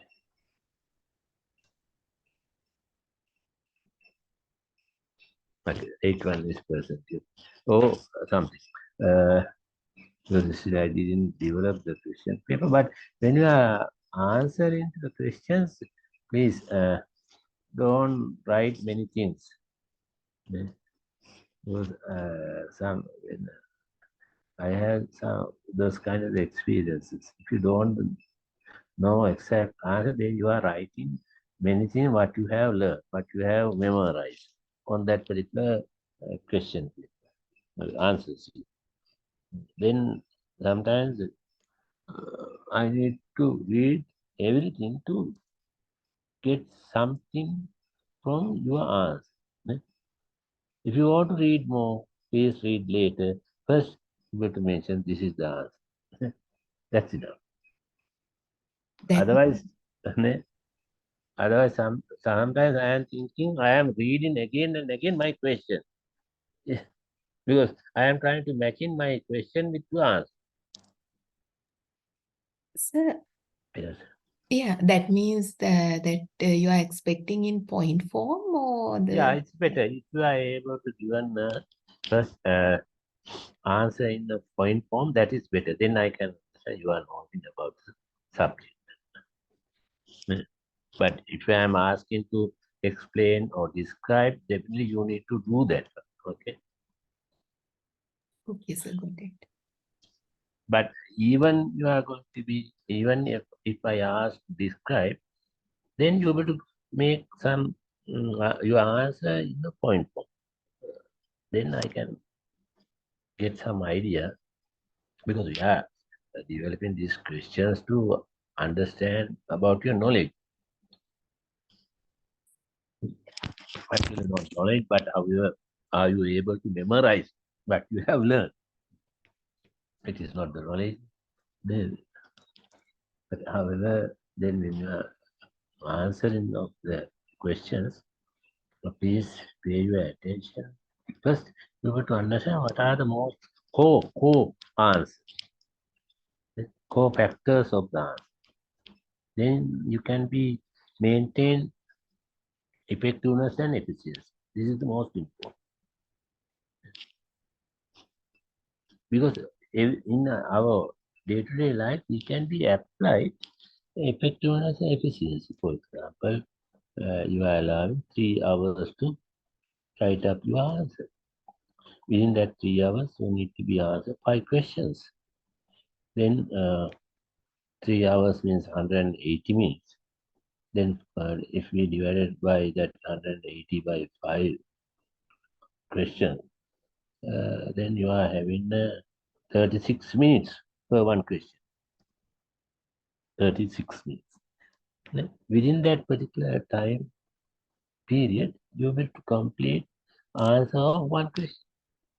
If you are writing many pages, 10, 15 pages, it will waste in your effort, it will waste in resources, it will waste in your time. There are many ineffectiveness are there, inefficiencies.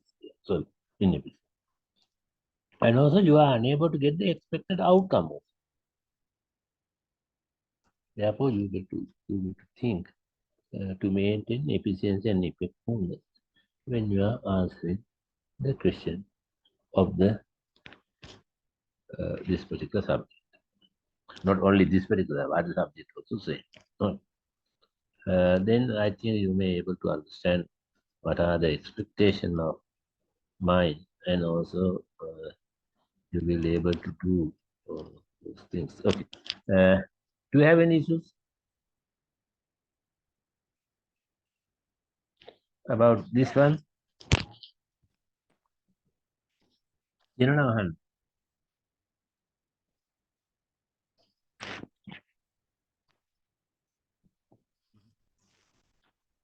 Navarathna, ne? So from culture, what you're going to ask? I didn't mention about that. Right. Culture.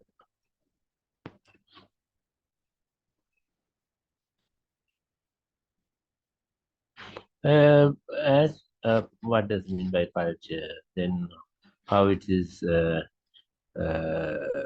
are the advantages or disadvantages of the culture? Those kind of things. Ne? That's all. Is it okay?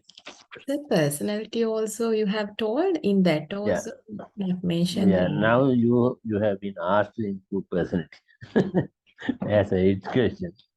Actually, we discussed about some personality characteristics, like what are the May and Bigs, and also big 5 personality characteristics, A and B and extra. There are many types of the personality we have been discussed.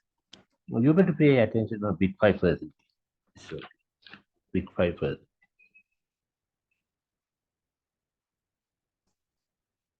Is it okay? Big 5 personality characteristics. Right, sir.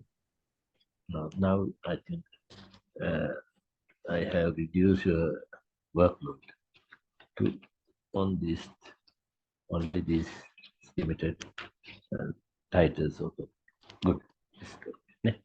Then let me discuss about the remaining things of the culture. Then you can stop the class. The philosophy of owners of the organization or founders of the organization. You can see the, but however, we can't be see these kind of things about when the organizations are starting from the the government. Government always paying attention from the attention on the services. That also, however, vision of that particular organization. Okay. Then you would think, are we able to change the organization culture? What do you think?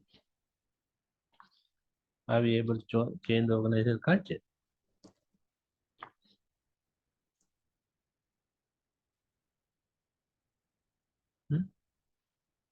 Actually, changing of the organizational culture is very difficult because, but it can be done.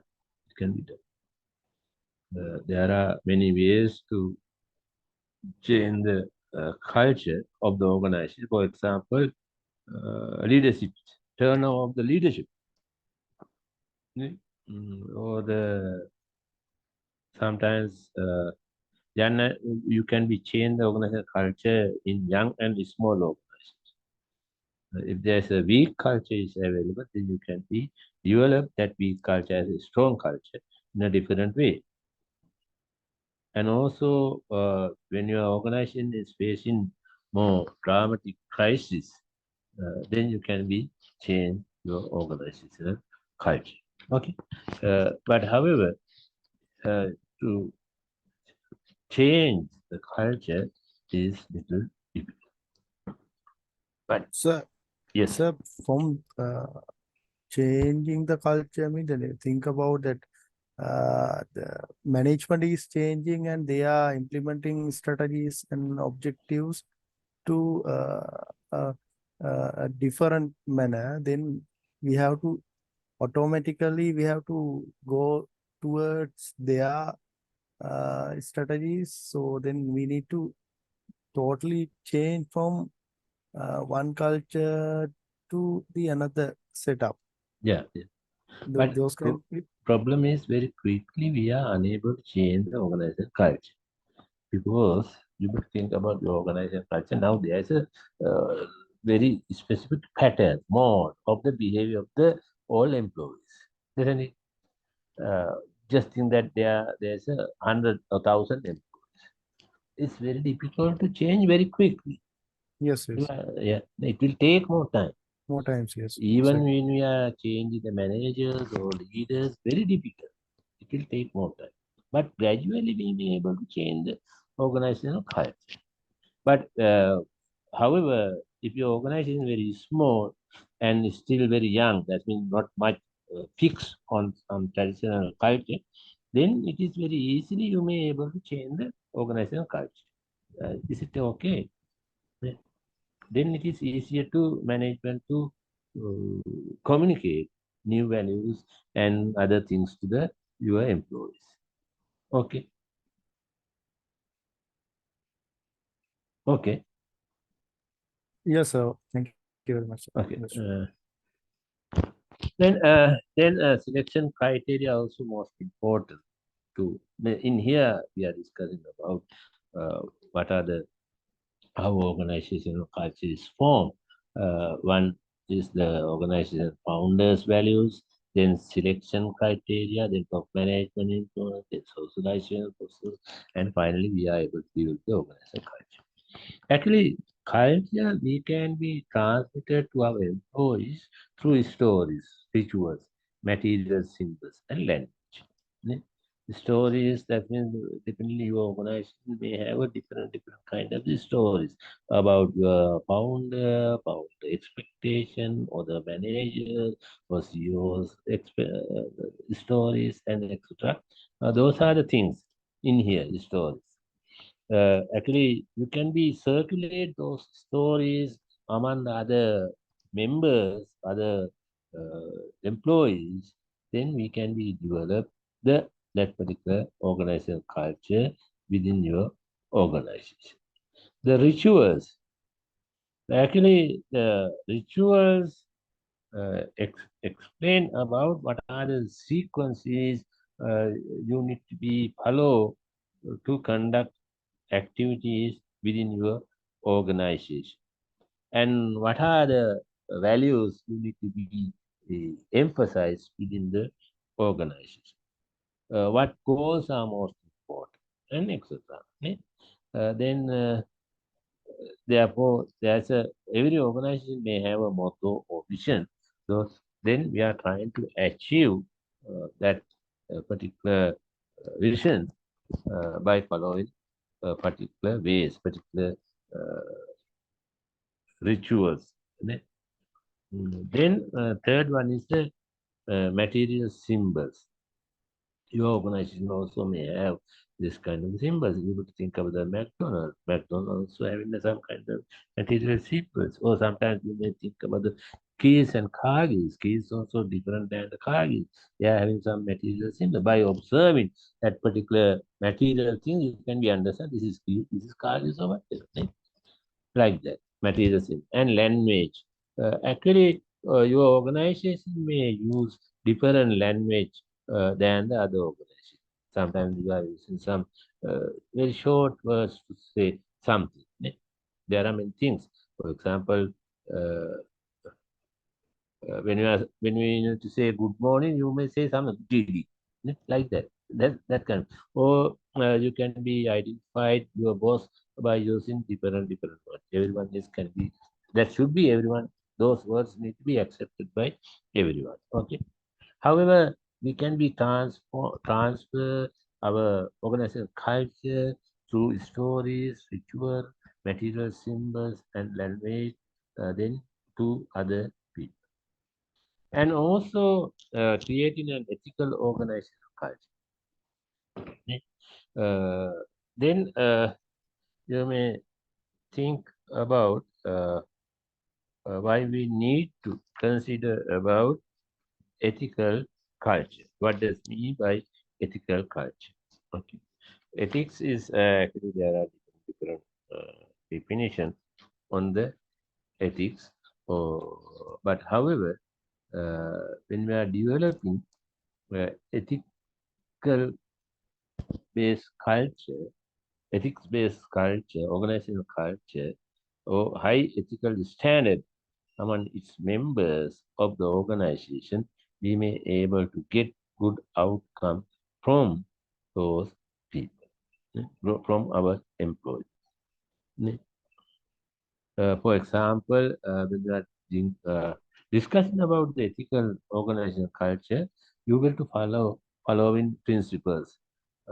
Those ethics need to be visible and role model, and also you need to be communicate those ethical expectations to other people, and also you need to provide ethical training to the employees, and also you will to visibly reward ethical acts and punish unethical ones, and also you need to provide promotive uh, mechanism who is following ethical behavior within the organization. Actually, for example, let me say in this way, what does mean by ethical behavior? One of the customer or consumer forget his mobile phone, which is worth around 200,000, whatever. Then that particular employee found that and returned to that particular consumer or customer.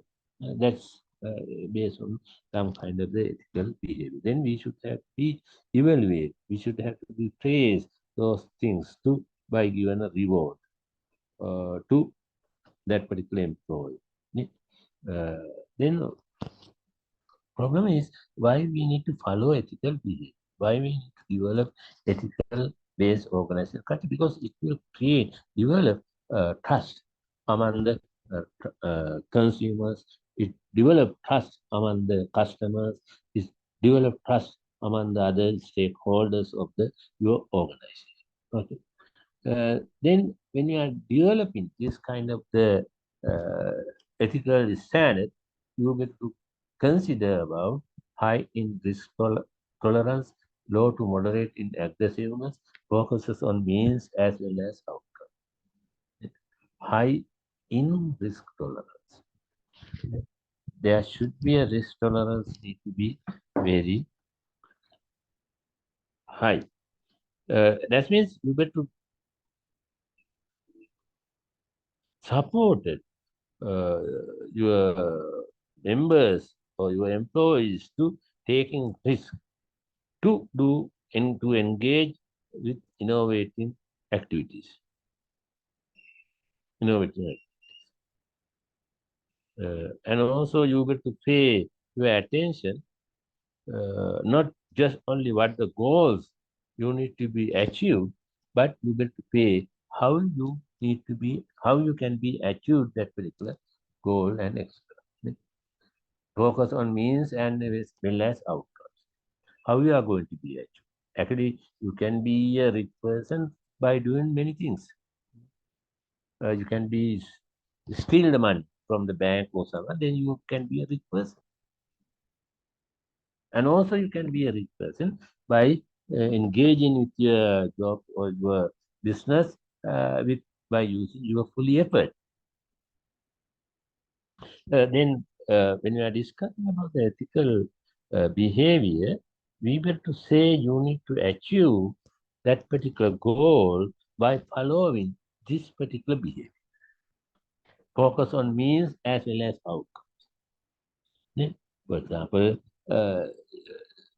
you may have children, now they are facing A-level examination or A-level or what grade 5 examination, whatever. Then they can get go through that examination by using different way, copy, cheating or whatever. They may able to achieve good outcomes, but that particular way how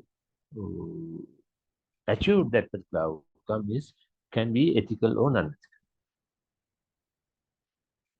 But we need to be training our employees, our children, how you need to achieve that particular outcome, expected outcome. Therefore, managers need to be supported to our employees taking risk and innovation, and also you need to be discouraged from unbridled competition, that's unnecessary competition, and not guided to not just what is achieved, but also how. Actually, if the culture is strong and supports high ethical standard, it should have a very powerful and positive influence on employees' behavior. The negative consequences of systematic culture of unethical behavior can be severe and include customer boycott, fine, lawsuits, and government regulation of an organizing practice. Just before I mentioned about Siemens, Siemens got more agreements by paying money, through the bribery, but they have faced many punishments. They have faced many fines. That means uh, ethical behavior is a volunteer. Volunteer behavior. But however, that particular unethical behavior cause to reduce or negatively influence on your business organization to reduce your turn. Or sometimes customers may boycott your organization. For example, let me say that you agreed to increase the salary, give that particular salary increment to your employee on January 1st, but you didn't give that. Then what will happen? Oh, you have a good negotiation to get the goods from the supplier, but you didn't follow what you have discussed with those people. Then they are not going to supply the goods like that. Uh, there's some economic decision. Executive people's officers of the organization getting high bonus, but the workers are paying less amount of the money. So sometimes you didn't pay any single cents as a bonus to them. That's, do you think it's ethical? Therefore, these kind of things influence on your organizational effectiveness and efficient. Therefore, managers need to be paid a good ethical behavior within your organization. Then you need to be a visible role model. That means you are getting more unnecessary or unethical benefits doing unethical things. You earn more money, but you are teaching your employees, no, you don't do that. No one is going to be listen to you. You need to be a role model to them. And also you need to be communicate ethical expectation to employees. You need to provide ethical training to them. Reward ethical action, punish unethical ones, provide protective mechanisms. How you can be protect that provide formal mechanisms to employees can discuss ethical dialogue and report those unethical behavior to the manager without any fear. That is we call provide protective mechanism to our employees. I use ethical dilemma or dilemma. That means there's difficulties to select which one is most appropriate between two or more than two issues. Then you are facing some kind of a dilemma or dilemma. You may heard prisoners dilemma. Prisoners don't know what they need to do now. Sometimes you also facing a similar dilemma when you are having some issues, some problems. When you are facing some problems, then you are having some dilemma, a dilemma. Then in those situations, you got to provide how employees can discuss those things, or how your employees can report those unethical behaviors to the higher management without any fear. That is we call provide protective measures. And also today you can see many organizations are paying to create a positive organizational culture, because positive organizational culture emphasize building on employee strength, reward more than it punishes, and emphasize individuals' vitality to grow. Then why developing this type of the positive organizational culture, you are able to get the good outcome. And also just before I mentioned that these days we are paying work is what is sorry, spirituality now, spiritual organization today. Actually, workplace spirituality is not about organized religious practice. It is not about God or theology. Workplace spirituality recognize that people have an inner life that nourishes and is nourished by meaningful work that takes place in the context of community. For example, if you are not engaging with a meaningful work life, then you are not going to be happy. Your mind is not going to be happy. Then are we able to get a good outcome from you? No, difficult. Therefore, we better pay our attention on satisfaction of our employees' mind requirement or psychological requirement, or we better satisfy inner life requirement or expectation of our employees. That is we call workplace spirituality. Then what are the characteristics of in here you can see what are the reasons for the growing interest in spirituality.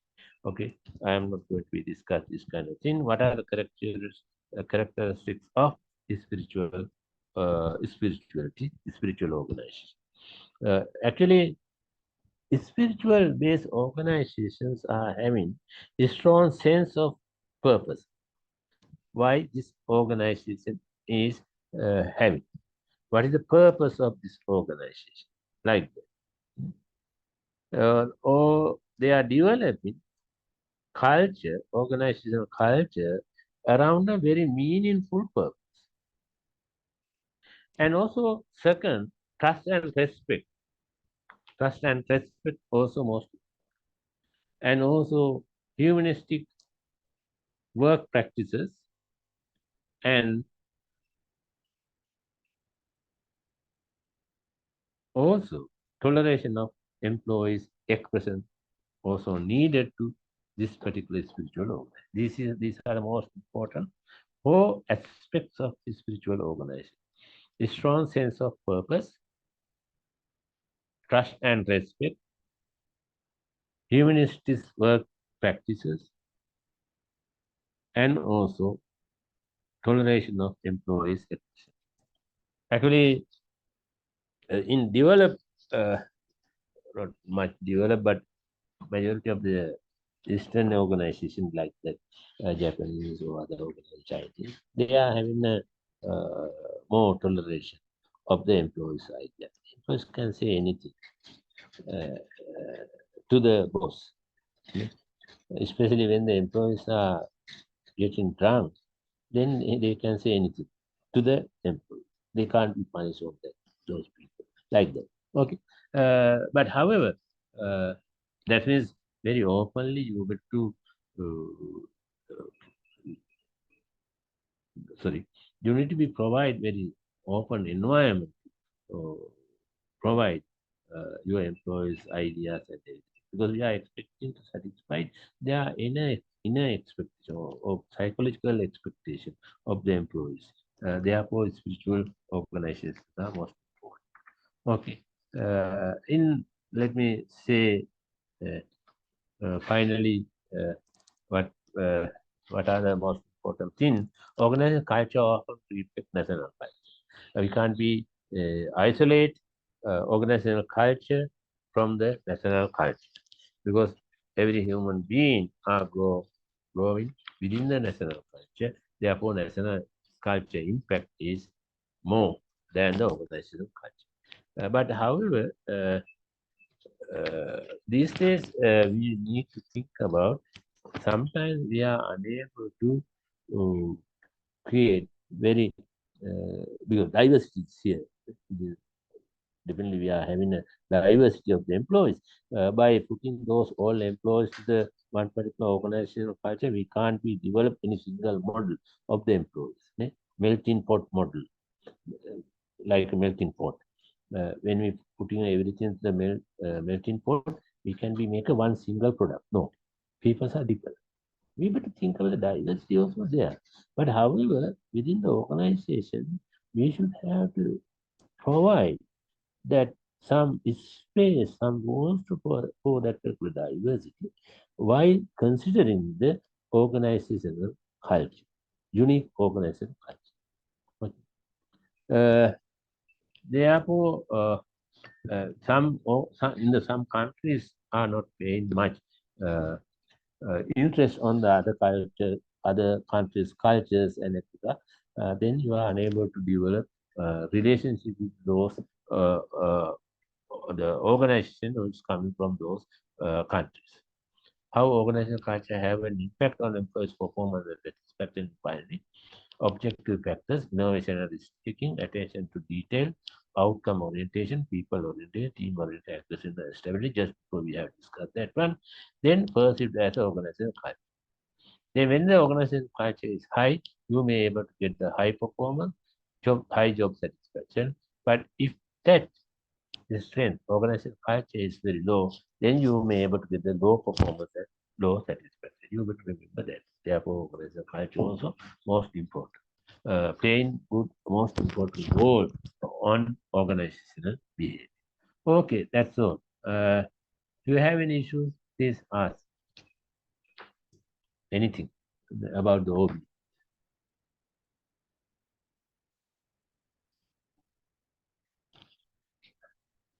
Nadalka.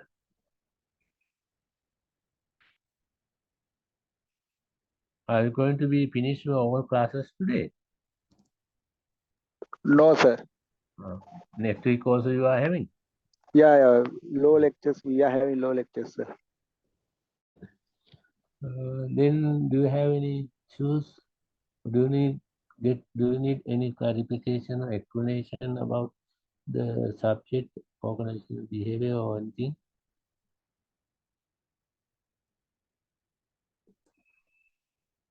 Not the no one doesn't have. So if we have anything, we will contact you, sir. Okay. How about the others? No issue. May I stop the class? Okay, thank you very much for your participation and cooperation. I think you may have learned something about the OB. I don't know, it's up to you. I try to give something to you. Okay. Thank you very much. Thank you, sir. Okay, when you have Thank any, you, please talk to me. Okay, thank you. Good day for you. Thank you.